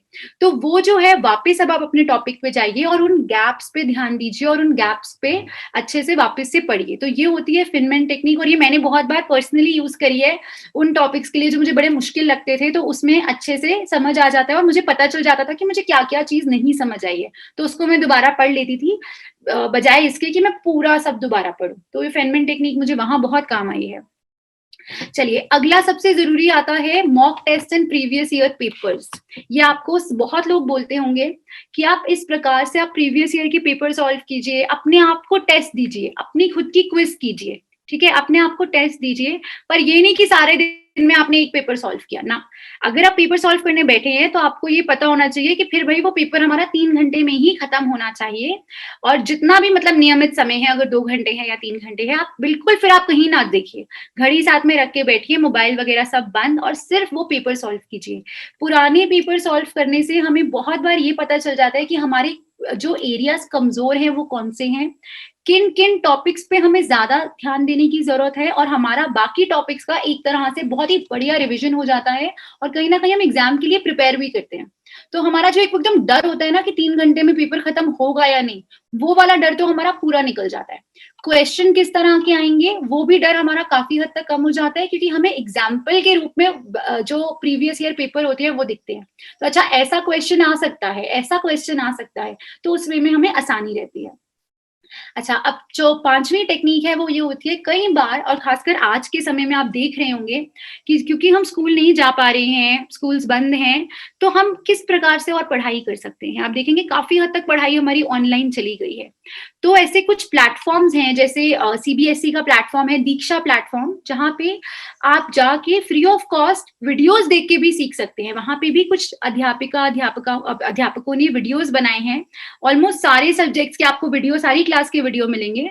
तो यदि आपको लगता है कि आप नहीं ठीक से पढ़ पा रहे, या मान लीजिए आप क्लास में नहीं, उपस्थित ही नहीं थे क्लास में, कोई टॉपिक आपका छूट गया, फ्रेंड ने समझाया, ठीक से नहीं समझ आया, तो आप वीडियोस के जरिए भी पढ़ सकते हैं, और ये बड़ा इंटरेस्टिंग वे होता है पढ़ाई करने का भी।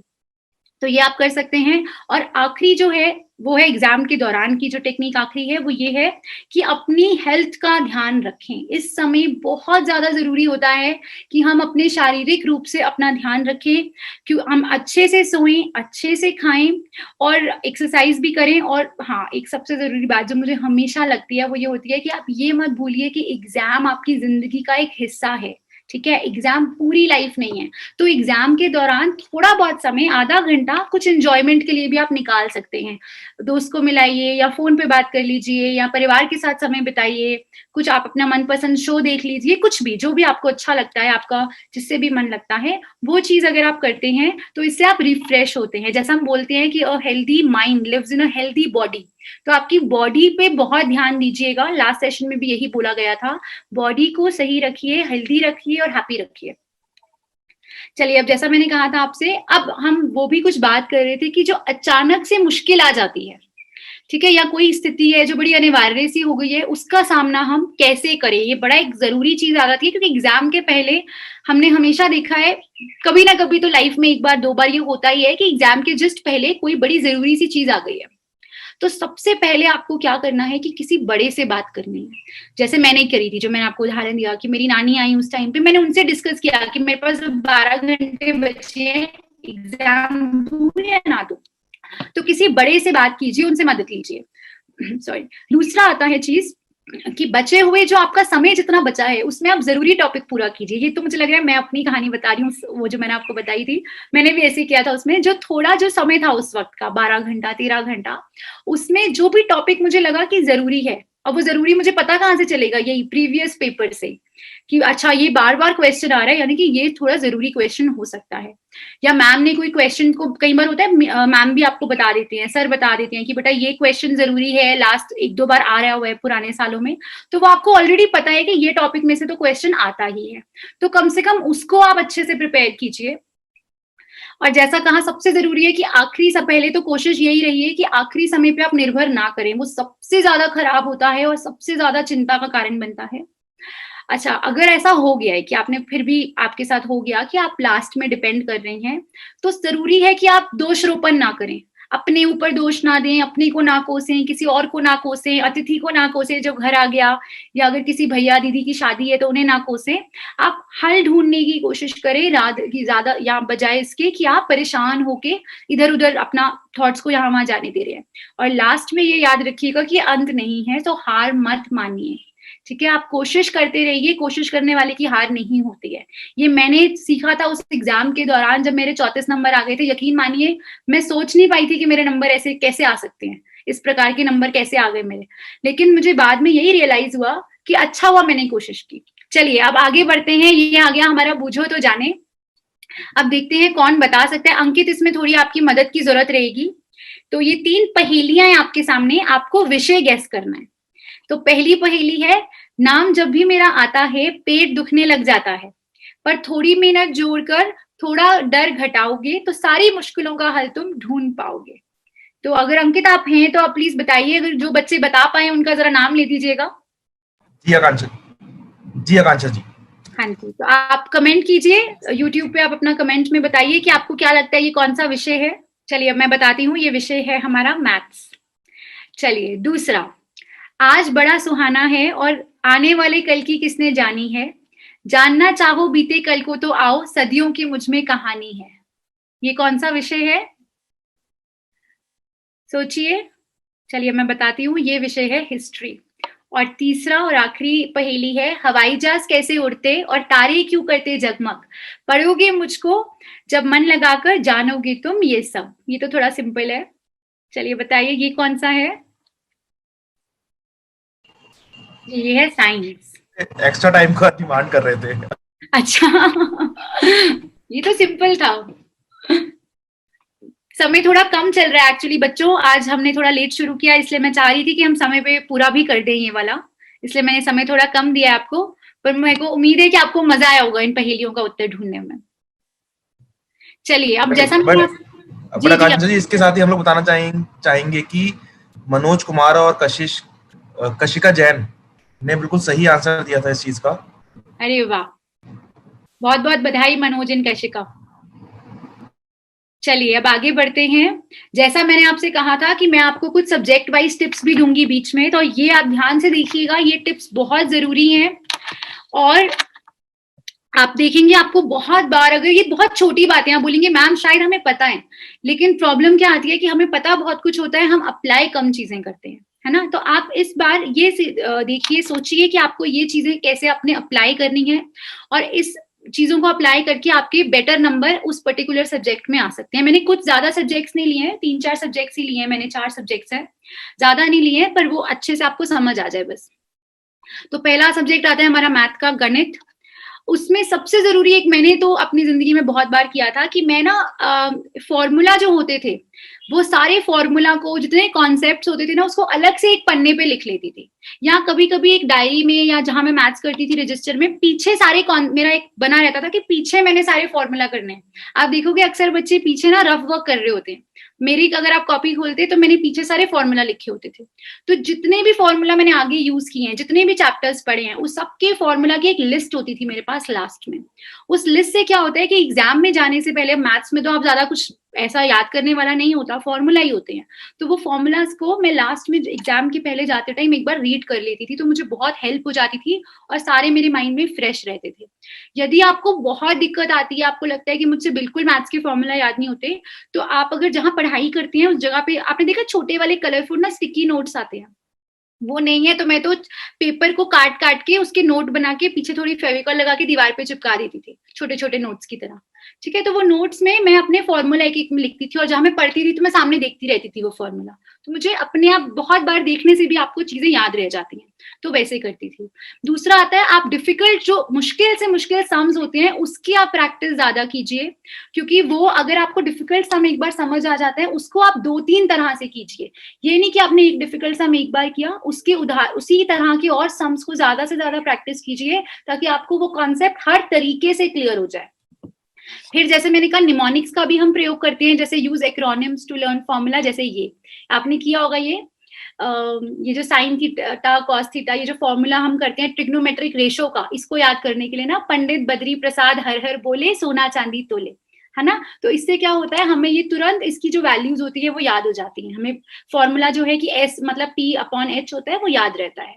तो ये एक तरीका हो सकता है। अच्छा, सबसे जरूरी बात, अगर आप मैथ्स का एग्जाम देते हैं, आप कोई सवाल सॉल्व करते हैं, तो उसमें आप फॉर्मूला लिखना ना भूलें। तो अगर आप जैसे मान लीजिए बेसिक फॉर्मूला A+B² है, तो आप वो A+B² को लिखें, ताकि आपके जो पेपर चेक कर रही है मैम या सर, उन्हें पता हो कि अच्छा बच्चे को पता है उसने क्या फॉर्मूला लगाया है। तो फॉर्मूला लिखना मत भूलिए, और हमेशा जो आपके सम्स हैं उनको स्टेप वाइज कीजिए। बहुत बच्चों का मैंने मैथ्स में अक्सर देखा है, उनको, और ये होता है उन बच्चों के साथ ज्यादातर जिनको अच्छे से आता होता है, वो बीच के स्टेप्स खा जाते हैं। तो मैम को तो नहीं पता कि आपको पता है या नहीं पता। तो आपको जब भी एग्जाम में आप लिख के आओ, ये ध्यान रखो कि आप सारे स्टेप्स मैथ्स के लिखो, ताकि जो भी आपका पेपर चेक कर रहे हैं अध्यापक, उनको पता हो कि अच्छा हाँ इस बच्चे को आता है सारा। तो ये तो कुछ बेसिक मैथ्स का हो गया। अब मैं आ रही हूँ अंग्रेजी पे, इंग्लिश पे।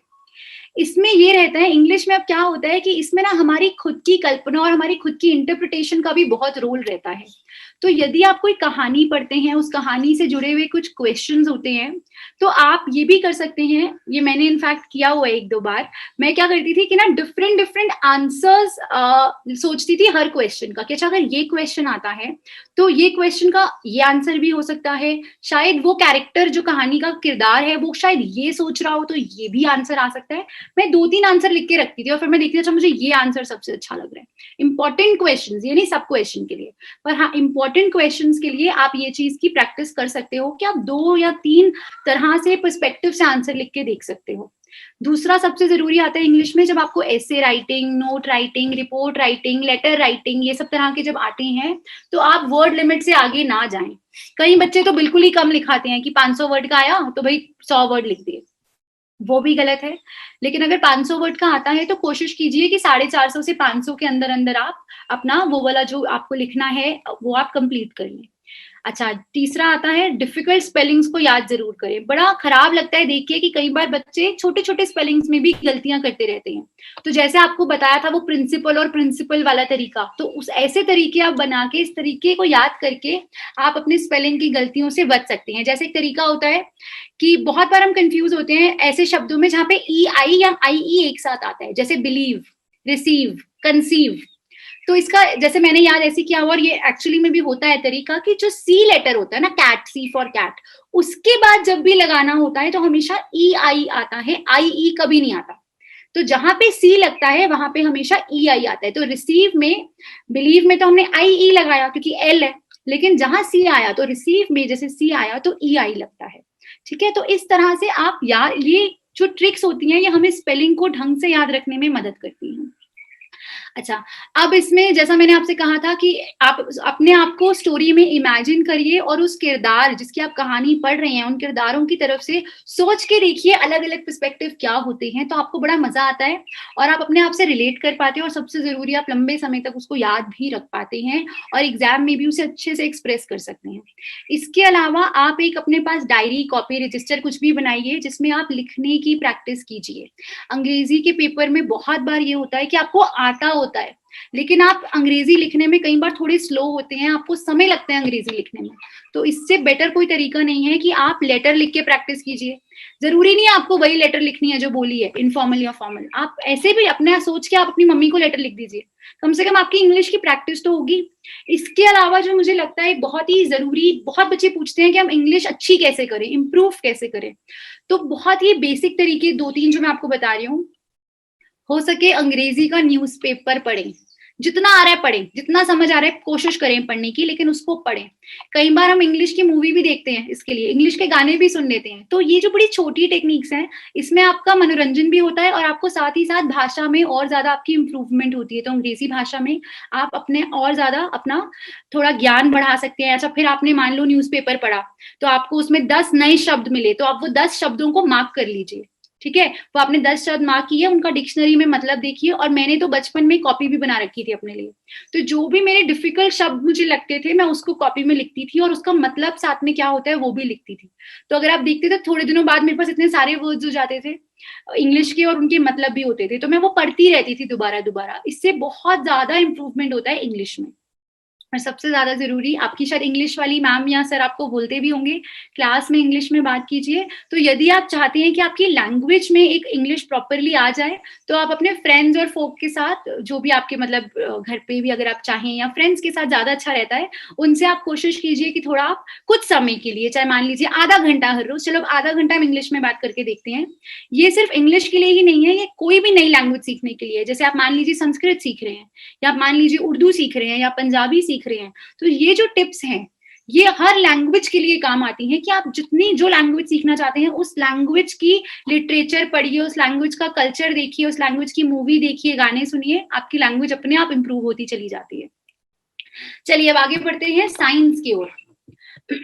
अब साइंस में सबसे ज्यादा जरूरी रहता है, क्योंकि साइंस एक मुझे लगता है ऐसा विषय है जो बड़ा ही इंटरेस्टिंग भी होता है और कई बार बड़ा डिफिकल्ट भी लगने लग जाता है। साइंस को लेके मेरा हमेशा से ये मानना रहता है कि आपको क्लास में थोड़ा सा ज्यादा ध्यान देने की जरूरत होती है, प्रैक्टिकल्स में ज्यादा ध्यान देने की जरूरत होती है। और दूसरा, मैम जो आपको एग्जाम्पल बताते हैं उनको ध्यान से सुनिए और लिखिए अपने साथ। हमेशा एक पेंसिल लेके बैठिए और अपनी किताब में, अपनी कॉपी में वो एग्जाम्पल्स जो आपको मैम बताते हैं वो लिखते जाइए, ताकि आप रिलेट कर पाओ घर जाके जब आप पढ़ाई करो। एक नए कॉन्सेप्ट पे मत जाइए जब तक आपको पुराना कॉन्सेप्ट समझ नहीं आता साइंस का। अगर आप नए कॉन्सेप्ट पे जाते हैं, आपको पुराने कॉन्सेप्ट पे क्लैरिटी नहीं है, तो आप अच्छे से जानते हैं कि आपका जो नया अंडरस्टैंडिंग है वो भी डगमगाया हुआ होगा, आपकी बेस स्ट्रॉन्ग नहीं है। तो जो आप छोटे लेवल से जब शुरू कर रहे हैं साइंस पढ़ना, या मान लीजिए छोटा लेवल मतलब चैप्टर 1 से शुरू करके लास्ट तक जा रहे हैं, तो आपकी बेस स्ट्रॉन्ग होनी बहुत जरूरी रहती है। और ये हर सब्जेक्ट में भी शायद मैं मानती हूँ कि रहता है जरूरी, तो उसका आप ध्यान रखिए। जो आपके डिफिकल्ट टॉपिक्स हैं, जैसा मैंने कहा था, उसको आप time to time space repetition, तो पहले दिन, 7वें दिन, 16वें दिन और 35वें दिन आप उस पे वापस जाइए। आप ना एक डायरी भी बना सकते हो जिसमें आप लिख सकते हो कि डेट वाइज, कि इस डेट पे मैंने ये टॉपिक पढ़ा है, तो अब ये टॉपिक मुझे अगली बार कब पढ़ना है, तो आप नेक्स्ट वो वाली डेट डाल दो, 7 दिन के बाद की, फिर 16 दिन के बाद की, फिर 35वें दिन की। इससे आपको याद भी रहेगा कि आपको कब कब जाना है और आप उसको 4 बार पढ़ चुके हो। जब आप एक मुश्किल टॉपिक को 4 बार पढ़ लो तो टिक मार दो, ठीक है। उसके बाद फिर आप उसको एग्जाम टाइम में दोबारा पढ़ सकते हो, चाहे आपके एग्जाम 2 महीने बाद भी हो, आपको काफी हद तक वो टॉपिक याद रहेगा। अच्छा, उसके बाद आता है टर्मिनोलॉजी। अब साइंस में जो टर्म्स होती हैं, चाहे वो हिंदी में करो आप या इंग्लिश में करो, वो टर्म्स बहुत जरूरी होती हैं। हम वो टर्म को, वो डेफिनेशन को ज्यादा चेंज कभी कभी नहीं कर पाते, क्योंकि अगर हम चेंज करते हैं तो उसका मतलब बदल जाता है। तो जो टर्मिनोलॉजी इंपॉर्टेंट होती है, जैसे फोटोसिंथेसिस शब्द है तो आप उसको कुछ और लिखोगे तो शायद थोड़ा मतलब बदलेगा, तो आपको वही शब्द इस्तेमाल करना है। तो टर्म्स, कुछ टर्म्स हमें याद करनी पड़ती हैं, सीखनी पड़ती हैं, उनको समझना पड़ता है, तो वो वही उसी तरीके से आप उसको कीजिए। अच्छा, साइंस में सबसे जरूरी आता है डायग्राम बनाना और फ्लो चार्ट। बहुत बार आप देखोगे कि साइंस में अगर आपसे कोई क्वेश्चन आता है, आप उसका अगर डायग्राम, जैसे आपको डाइजेस्टिव सिस्टम बनाना है तो आपने साथ में एक डायग्राम बना दिया। इससे क्या होता है, जब आप डायग्राम बना के लेबल करते हो, तो जैसे ही मैम आपकी एक सुंदर सा नीट डायग्राम, अच्छा सुंदर डायग्राम देखती हैं, तो हाँ बच्चे को आता है, फिर वो नीचे एक्सप्लेनेशन पढ़ के आपको नंबर अच्छे मिल जाते हैं। तो डायग्राम्स का ज्यादा से ज्यादा प्रयोग करो। जिस टॉपिक में डायग्राम, आपको अगर क्वेश्चन आ रहा है एग्जाम में जहां आपको कोई ऐसा टॉपिक आता है जहां पे आपको लगता है कि डायग्राम बनाया जा सकता है, तो बना दो। डायग्राम से आंसर और क्लियर हो जाता है पढ़ने वाले को।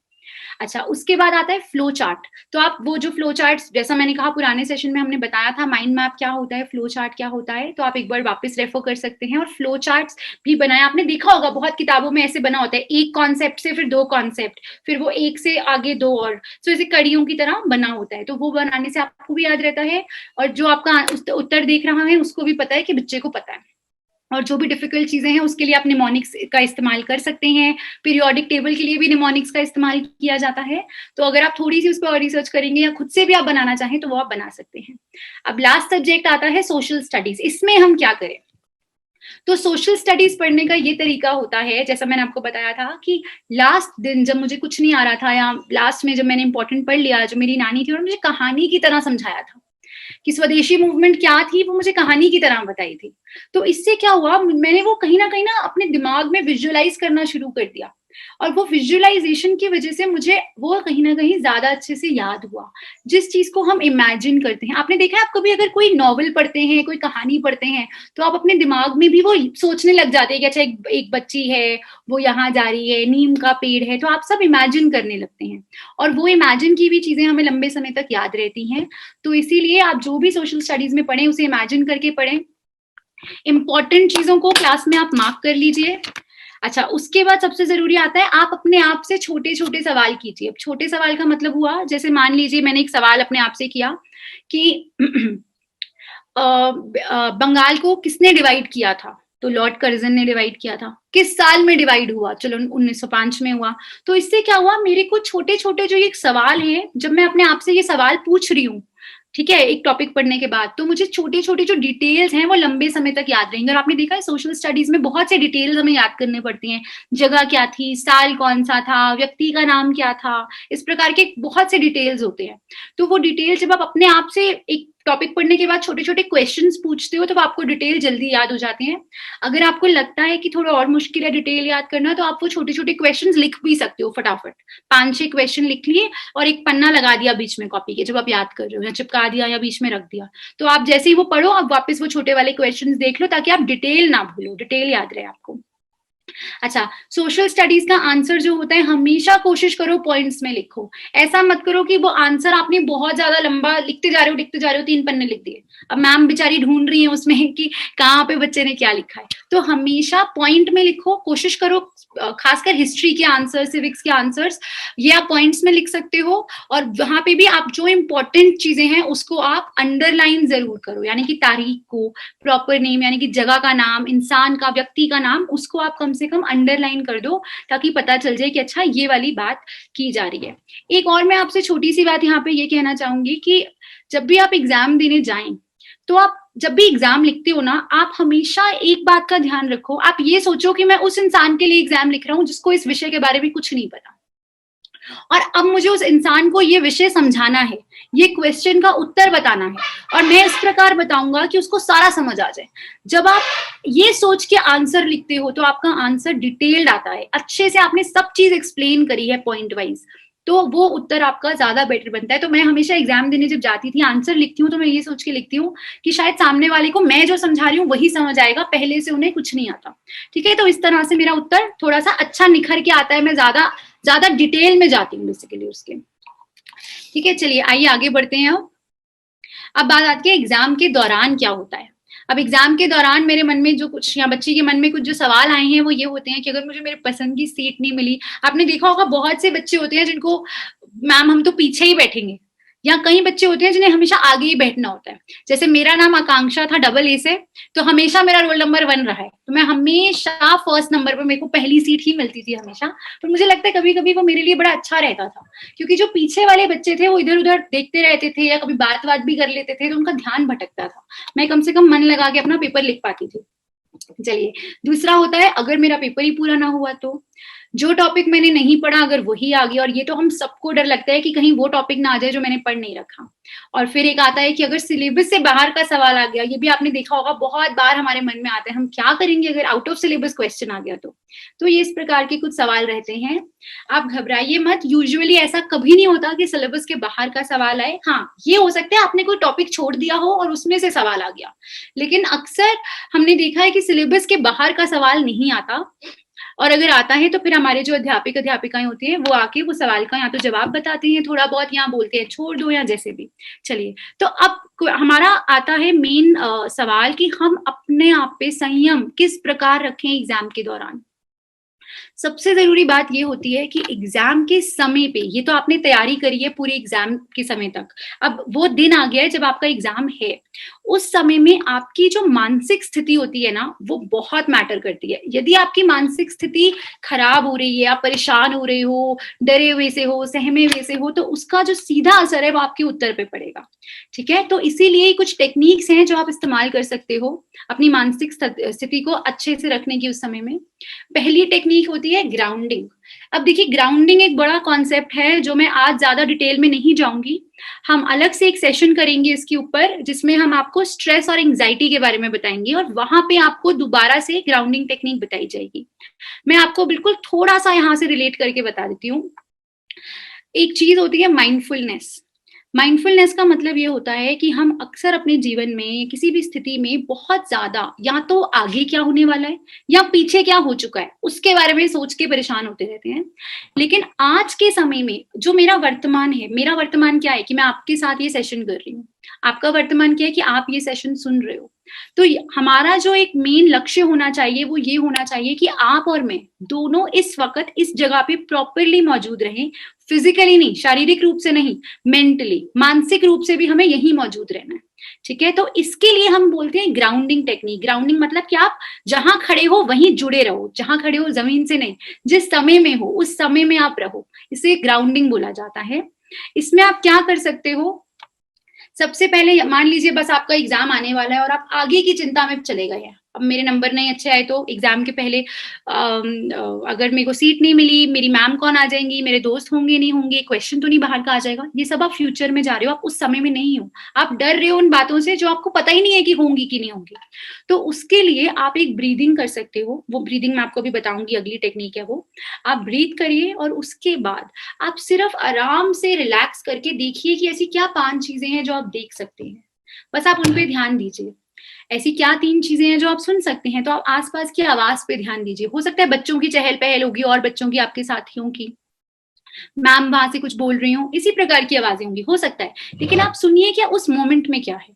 फिर आप क्या ऐसी 4 चीजें हैं जो आप छू सकते हो, आपके हाथ में आपकी बुक होगी, पेन होगा या कुछ शीट हो, तो वो 4 चीजें। क्या आप स्मेल कर सकते हो, अगर आपको कोई आसपास गार्डन है या कोई पेड़ पौधे की कोई खुशबू या किसी प्रकार की आ रही है, कैंटीन हो सकती है आसपास खाने की आ रही हो, तो आप वो स्मेल करके देखिए। और एक ऐसी चीज जो आप टेस्ट करें, यदि आपके पास पानी है, तो पानी का वैसे ज्यादा बोलते टेस्ट नहीं है, लेकिन कुछ भी आप अगर यूज कर रहे हैं तो इस प्रकार क्या होता है, हम उस मोमेंट में आ जाते हैं। बेसिकली हम अपनी सेंसेस का यूज करते हुए हम कोशिश करते हैं, ये एक सरल टेक्निक है कि हम ना बहुत ज्यादा फ्यूचर के बारे में चिंतित हो, ना बहुत ज्यादा पास्ट का सोचे, हाय मैंने पढ़ाई करी नहीं करी, हाय मैंने वो टॉपिक छोड़ा, कुछ होगा तो नहीं, तो वो उसको भी ना सोचें और आगे आने वाले को भी ना सोचें, और प्रेजेंट में, वर्तमान में रहें, ताकि हम यहाँ पे क्या है उस पे फोकस कर सके। और जैसे ही आपका फोकस आपके प्रेजेंट में आता है, आपके प्रेजेंट मोमेंट पे आता है, आपकी जितनी एनर्जी है वहां आ जाएगी, और आपका जो भी एग्जाम है आप सिर्फ उसी पे कॉन्सेंट्रेट करोगे, बिना टेंशन लिए कि आगे क्या होने वाला है।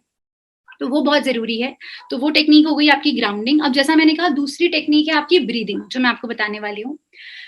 अब जो ब्रीदिंग टेक्निक है इसका नाम है 4-7-8। तो अब 4-7-8 का मतलब क्या है, तो सबसे पहले हम क्या करेंगे, मैं आपको शायद करके भी दिखा देती हूँ। सबसे पहले तो हम सांस जो है वो अपने मुंह से छोड़नी है और नाक से लेनी है, ये तो पूरा इसका फंडा ये है। ठीक है, तो अभी मैं सबसे पहले अपनी जो सांस है वो मुंह से छोड़ रही हूँ, तो ये आवाज आएगी, तो वो स्ट्रिक साउंड है वो आएगा क्योंकि मैंने मुंह से सांस छोड़ी है। उसके बाद मुझे सांस अंदर लेनी है 4 के काउंट पे। ठीक है, तो मैंने 4 के काउंट पे सांस अंदर ली। जब मैंने अंदर ली है तो मुझे उसको 7 के काउंट तक, 7 की गिनती तक रोकना है। तो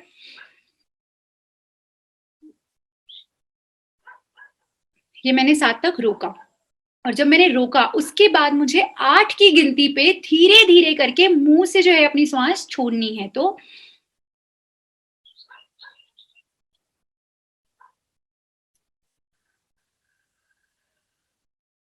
ये मैंने 8 की गिनती पे सांस छोड़ी।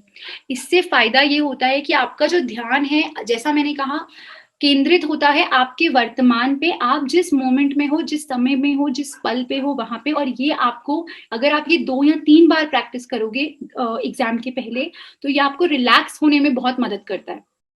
सांस पे ध्यान करने से हमारा फोकस भी बढ़ता है, तो जो चीज आपने याद करी है उसका भी जो आपका फोकस है वो वापस उस पे आ जाता है। जो आपको लिखना है आप ज्यादा कॉन्सेंट्रेट कर सकते हो। तो आप ये अगर 3 बार प्रैक्टिस करते हो 4-7-8 टेक्निक, तो वो भी बहुत है एग्जाम के पहले। अच्छा, अब तीसरा आता है पॉजिटिव एफर्मेशन। पॉजिटिव एफर्मेशन का मतलब है आप अपने आप से खुद से वो बात कहिए जो पॉजिटिव हो। तो आप ये, जैसे मेरे लिए पॉजिटिव एफर्मेशन ये हो सकती है, आकांक्षा तुमने अच्छे से पढ़ाई करी है, तुम अच्छा एग्जाम दे सकती हो। दूसरा हो सकता है मेरे लिए पॉजिटिव, मेरे अच्छे नंबर आएंगे। पॉजिटिव एफर्मेशन का मतलब है आपको वैसा वाक्य बोलना है जो पॉजिटिव है, ये नहीं कि मेरे बुरे नंबर नहीं आएंगे। तो मेरे बुरे नंबर नहीं आएंगे अपने आप में एक नेगेटिव वाक्य है, क्योंकि नहीं वर्ड आ रहा है, ठीक है। तो हमें पॉजिटिव वे में बोलना है, नेगेटिव वे में नहीं बोलना। तो हमें पॉजिटिव बोलना है, मेरे अच्छे नंबर आएंगे, मैं अच्छा कर सकती हूँ, मैं सफल रहूंगी इस परीक्षा में। तो आपने वो पॉजिटिव एफर्मेशंस अपने आप को एग्जाम शुरू होने से पहले बतानी है। और चौथा है, ये अब आपके ऊपर निर्भर करता है। कई बच्चों को हमने देखा है जो इजी से मुश्किल सवाल करना पसंद करते हैं, क्योंकि जब उनके एक बार इजी हो जाते हैं तो उन्हें लगता है कि चलो मैथ्स में सारे इजी इजी पहले कर लो, फिर जो मुश्किल सवाल है वो अंत में करेंगे। कुछ बच्चे होते हैं जो उल्टा करते हैं, जो पहले मुश्किल सवाल कर लेते हैं कि चलो पहले फटाफट वो वाले खत्म करो जो डिफिकल्ट हैं, और फिर हम आराम आराम से इजी वाले करेंगे, क्योंकि हो सकता है समय भी कम बचा हो। तो वो आपके ऊपर भी निर्भर करता है, आपका एक स्टाइल भी होता है। मैं ज्यादा नहीं बोलती कि वो अच्छा होता है या बुरा होता है, वो हर एक बच्चे का अपना एक अलग स्टाइल होता है पेपर अटेम्प्ट करने का। उसमें कोई ज्यादा बड़ी बात नहीं है, आप जैसा चाहो उस वे में आप पेपर अटेम्प्ट कर सकते हो। अब आते हैं हम इस पे कि क्या करें और क्या ना करें। ये फिर वही है, एग्जाम के दौरान क्या करना चाहिए और क्या नहीं। तो एक तो सबसे जरूरी होता है नाश्ता करके एग्जाम देने जाएं, वरना जो भूख से भी कई बार ऐसा हो जाता है कि हम चीजें भूलने लगते हैं, इरिटेट हो जाते हैं। आपने देखा होगा अगर हम ज्यादा समय तक नहीं खाते तो हमारी एनर्जी का जो लेवल होता है वो ड्रॉप होने लगता है, बॉडी में ग्लूकोज लेवल कम होने लगता है। तो वो अच्छी बात नहीं है, इसलिए सुबह नाश्ता करना बहुत जरूरी है। चाहे थोड़ा सा खा के जाइए, दूध पी के चले जाइए, दही खा लीजिए, लेकिन कुछ खा के जाइए। दूसरा और अहम होता है, समय से पहले एग्जाम सेंटर पे पहुंच जाइए। अगर आप देखिए कभी भी आप लेट होती है एग्जाम पे पहुंचने के लिए, तो आपकी जो चिंता होती है, चाहे आपको सब आता हो, वो ऑटोमेटिकली बढ़ जाती है। तो हमेशा 1 से आधा घंटा पहले पहुंचे। पहुंचने के बाद ज्यादा एग्जाम का डिस्कस ना करें। मैं तो ये भी बोलूंगी कि पहुंचने के बाद आप छोड़ दें किताब, जितना आपने करना था आप कर चुकी हैं। लास्ट 15 मिनट में आप कोई नई चीज नहीं कर सकते अब, ठीक है, कुछ बहुत नया नहीं सीख पाएंगे। तो आप लास्ट 15 मिनट में ये सब एक्सरसाइजेस, ग्राउंडिंग कीजिए, ब्रीदिंग कीजिए, ताकि आप रिलैक्स हो पाए। ये ध्यान रखिएगा कि जब आपकी जो चिंता है, जो आपको पहले मैंने ग्राफ दिखाया, आपको ये पूरी कोशिश करनी है कि चिंता जो है वो माध्यमिक हो। अगर बहुत ज्यादा चिंता है या बिल्कुल कम है तो आपकी प्रदर्शन में प्रॉब्लम आएगी, है ना। तो आप अपनी चिंता को कम कीजिए। अक्सर बच्चे वो कम होते हैं जो बिल्कुल लापरवाह रहते हैं, ज्यादातर हम चिंतित ही रहते हैं। तो चिंता कम कीजिए, और ये जो टेक्निक्स हैं, ब्रीदिंग टेक्निक है, ग्राउंडिंग टेक्निक है, ये आपको चिंता कम करने में मदद करेगी, जिससे आपका प्रदर्शन जो है वो बेहतरीन होगा।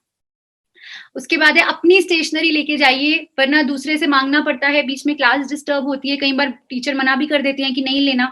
तो आप अपना सारा सामान जो आपको चाहिए पहले, एक रात पहले अपना बैग बनाइए और उसमें लेके जाइए। पानी का बॉटल जरूर रखिए साथ में। वैसे तो अक्सर पानी मिलता भी है, लेकिन यदि आपको लगता है कि नहीं, आपको ज्यादा एंग्जाइटी या ज्यादा स्ट्रेस होता है, तो पानी हमेशा साथ रखिए, हेल्प करता है वो। थोड़ा थोड़ा सिप सिप करके आप पीते रहिए।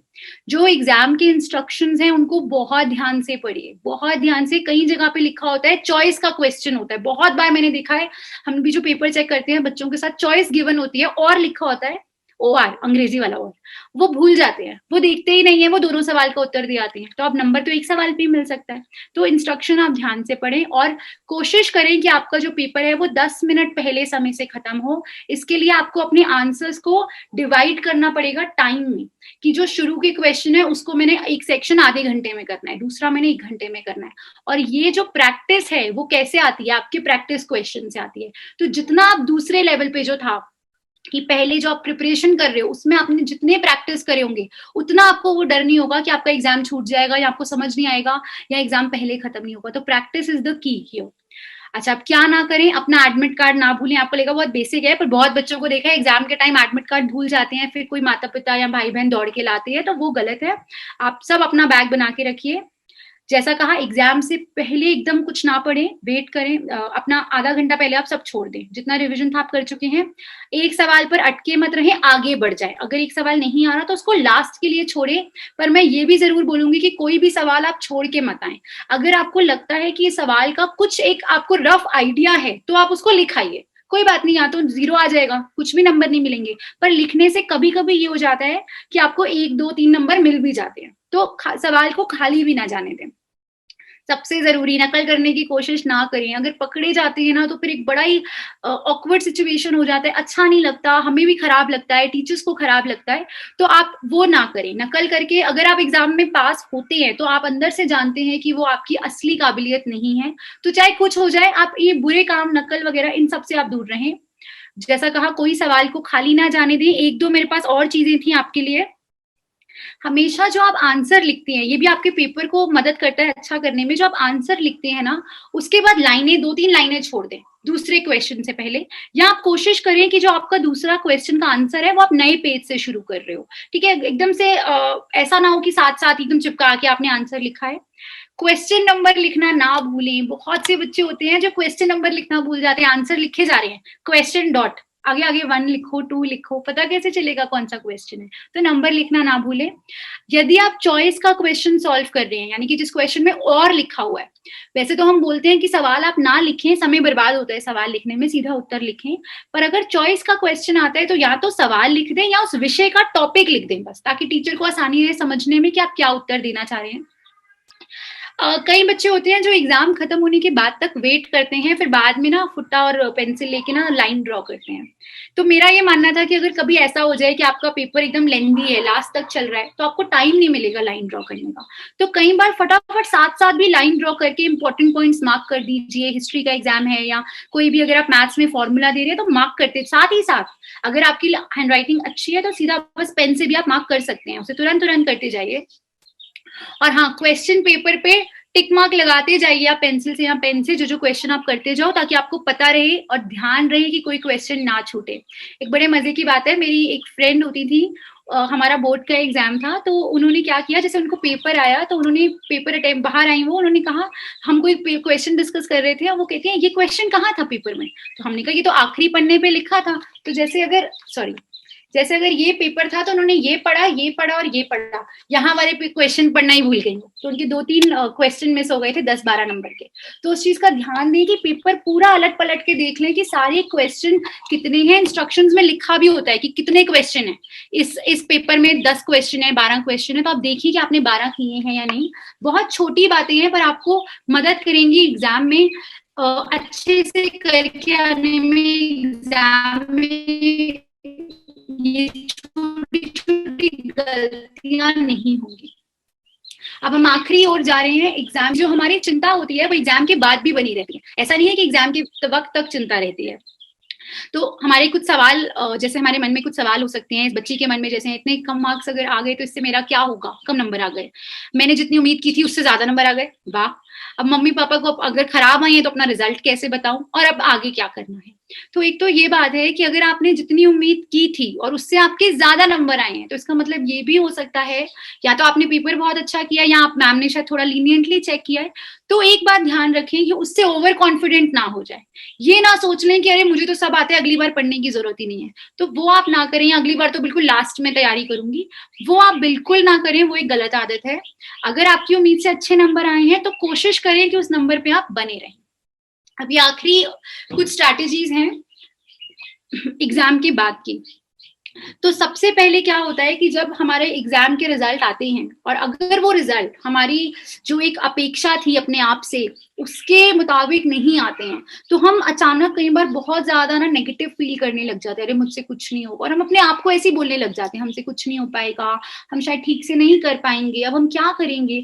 तो सबसे जो पहली चीज आती है वो ये आती है कि आप ये ध्यान रखिए कि जो नंबर हैं वो आपकी पहचान नहीं है।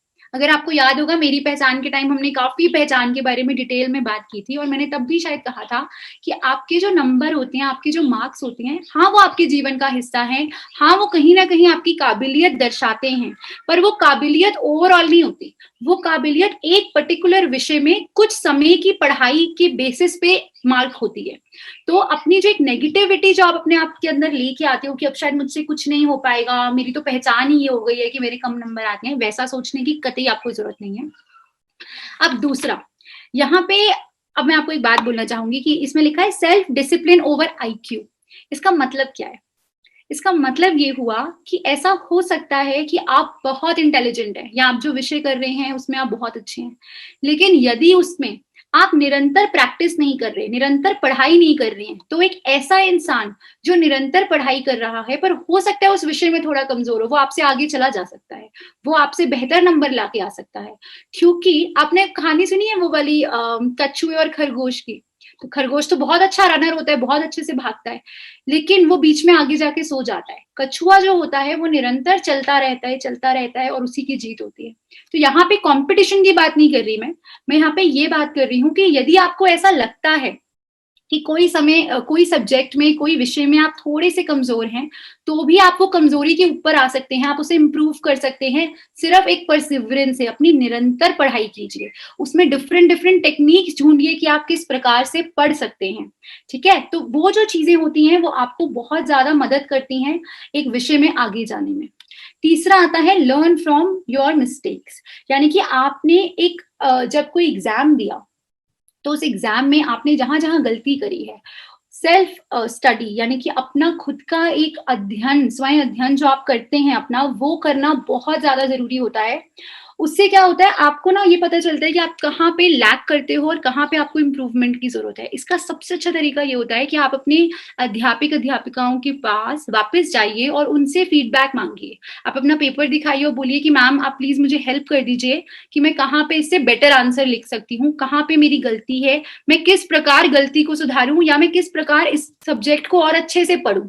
तो ये जो आपकी गलती है ये आगे जाके आपको ही अलग से सीख देगी और आप ही इसमें ज्यादा से ज्यादा इम्प्रूव कर पाओगे। तो ये बहुत एक जरूरी बात आती है कि अपनी गलती से सीखिए, अपने गैप्स को देखिए कि आपकी जो नॉलेज है वहां पे कहाँ पे गैप्स आ रहे हैं और वो गैप्स को आप किस प्रकार से पूरा कर सकते हैं अपनी पढ़ाई के जरिए। फीडबैक लीजिए टीचर से, उनके जरिए। कभी कभी हो सकता है आपके फ्रेंड को आती हो वो चीज अच्छे से, वो टॉपिक में वो अच्छे हों, तो आप उनसे पूछ सकती हैं।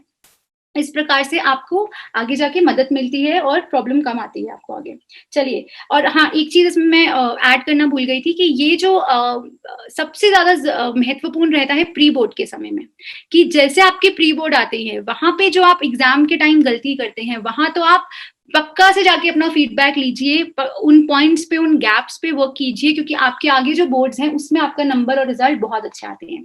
फिर चौथा रहता है कि हम अपने माँ बाप को बताने से घबराते हैं कि हम अपने मम्मी पापा को कैसे बताएं, वो क्या सोचेंगे हमारे बारे में, ये प्रकार के सवाल हमारे मन में आते हैं। तो इसका एक कुछ पॉइंट्स हैं यहाँ पे कि आप किस प्रकार से बता सकते हैं। सबसे पहली जो चीज होती है कि आप किसी बड़े को अपने साथ ले जाइए। ठीक है, अगर आपको लगता है कि बहुत खराब नंबर आ गए हैं या डांट पड़ेगी आज, या हो सकता है वो मुझे बहुत गुस्सा करें, तो आप अपने घर में और किसी बड़े की मदद ले सकते हैं। बड़े भाई बहन की मदद ले लीजिए, दोस्त की मदद ले सकते हैं। अगर आपके माता पिता वो दोस्त को पसंद करते हैं, उनको लगता है कि वो दोस्त के अच्छे नंबर आए हैं, तो आप किसी भी प्रकार से, लेकिन आप उनको बताने में ज्यादा विलंब ना करें, ज्यादा डिले ना करें। कोशिश करें कि वो आप बात उनको तुरंत बता दें। जितना लेट पता चलेगा, जितना बाहर से पता चलता है, उतना ज्यादा उनके मन को ठेस पहुंचती है, और हम कतई नहीं चाहते कि हमारे माता पिता के मन को किसी भी प्रकार से ठेस पहुंचे। यदि आप बताने से डर रहे हैं, कोई साथ में लेके जाने वाला भी नहीं है, तो आप एक पत्र लिख के भी अपनी बात उन तक पहुंचा सकते हैं और वो पत्र छोड़ दीजिए उनके पास। ठीक है, और हाँ, उन्हें ये आश्वासन जरूर दिलाइएगा कि अगली बार ऐसा नहीं होगा, अगली बार आप और मेहनत करेंगे और अच्छे से अपना पढ़ाई करेंगे और कोशिश करेंगे आप पूरे साल पढ़ाई करें। जैसे आपको सिखाया है कि whole year plan is the best plan, तो आप पूरे साल पढ़ाई करेंगे और अपने नंबरों में इंप्रूवमेंट करेंगे। ठीक है, और लास्ट में जब आप उन्हें बताएं तो इस बात का यकीन रखिए कि आखिरकार वो आपके माता पिता हैं। आज नहीं तो कल आपको समझेंगे भी, आपको माफ भी करेंगे, गले भी लगाएंगे और आपको आगे उस चीज को बेहतर करने में, आपकी पढ़ाई को बेहतर करने में प्रेरणा भी देंगे और मदद भी करेंगे। तो इस बात का यकीन रखिए। चलिए, अगली स्ट्रैटेजी है और ये बहुत एक जरूरी होती है। आपने सुना होगा, ये एक बोलते हैं, डोंट जज the fish from its ability to climb the tree.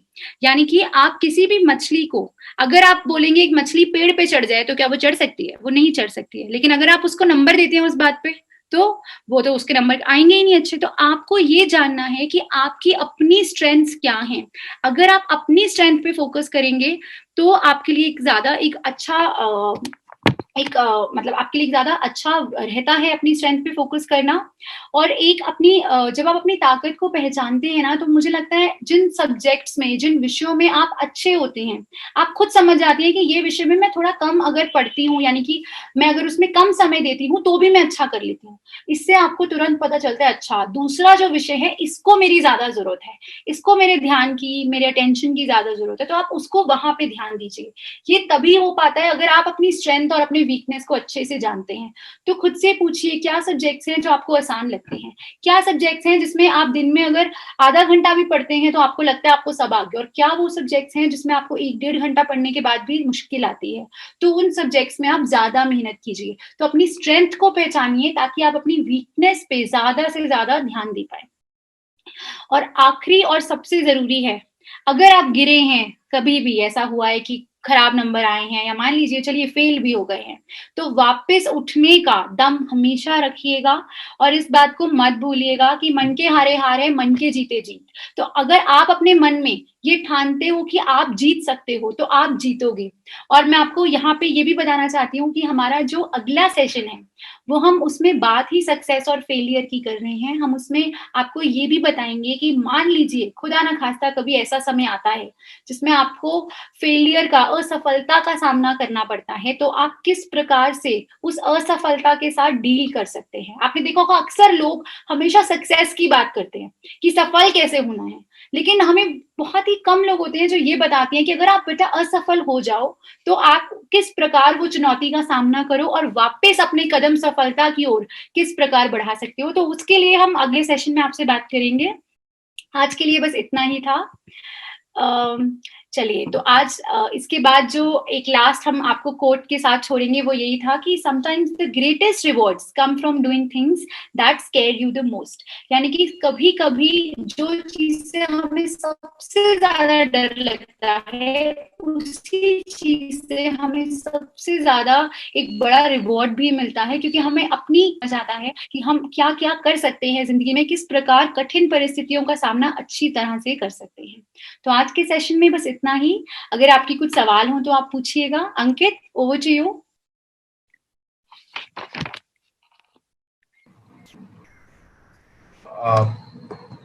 Thank you Akanksha ji, बहुत ही आपने इंटरेस्टिंग सेशन लिया। थोड़ा लंबा हो गया बट ठीक है। आई एम प्रीटी श्योर बच्चों को काफी सारी चीजें उन्हें एक्सप्लोर करने का मौका मिला होगा यहाँ पे, जी। And they will be taking notes. मतलब I have seen that very small things that you have highlighted and which are very critical, and nobody tell us how to prioritize our work, or nobody tell us how to study, or how to small our learning into small chunks, right? So I think really interesting techniques. So इसमें most of the questions जो हैं वो हमने comment के through ही answer कर दिए हैं। हालांकि एक क्वेश्चन आया है जो पूछ रही है कि अगर कोई भी हमारी हेल्प ना करे, जैसे आपने बताया कि आपने हेल्प नहीं चाहिए अपने मेरे फादर के पास या किसी और के पास, बट अगर कोई भी हेल्प ना करे तो उस केस में क्या करें? उस केस में भी मैं बोलूंगी, जब कोई भी हमारी मदद नहीं करता तो हमें अपनी मदद तब खुद ही करनी पड़ती है। तो आप वो जरिए ढूंढिए जिससे आपकी मदद आप खुद कर सकते हैं। आज के जमाने में मैं बोलूंगी, जब मैं पढ़ रही होती थी तो गूगल नहीं था, शायद बहुत लेट आया था, 9वीं 10वीं में गूगल आया था, शायद 8वीं 9वीं में।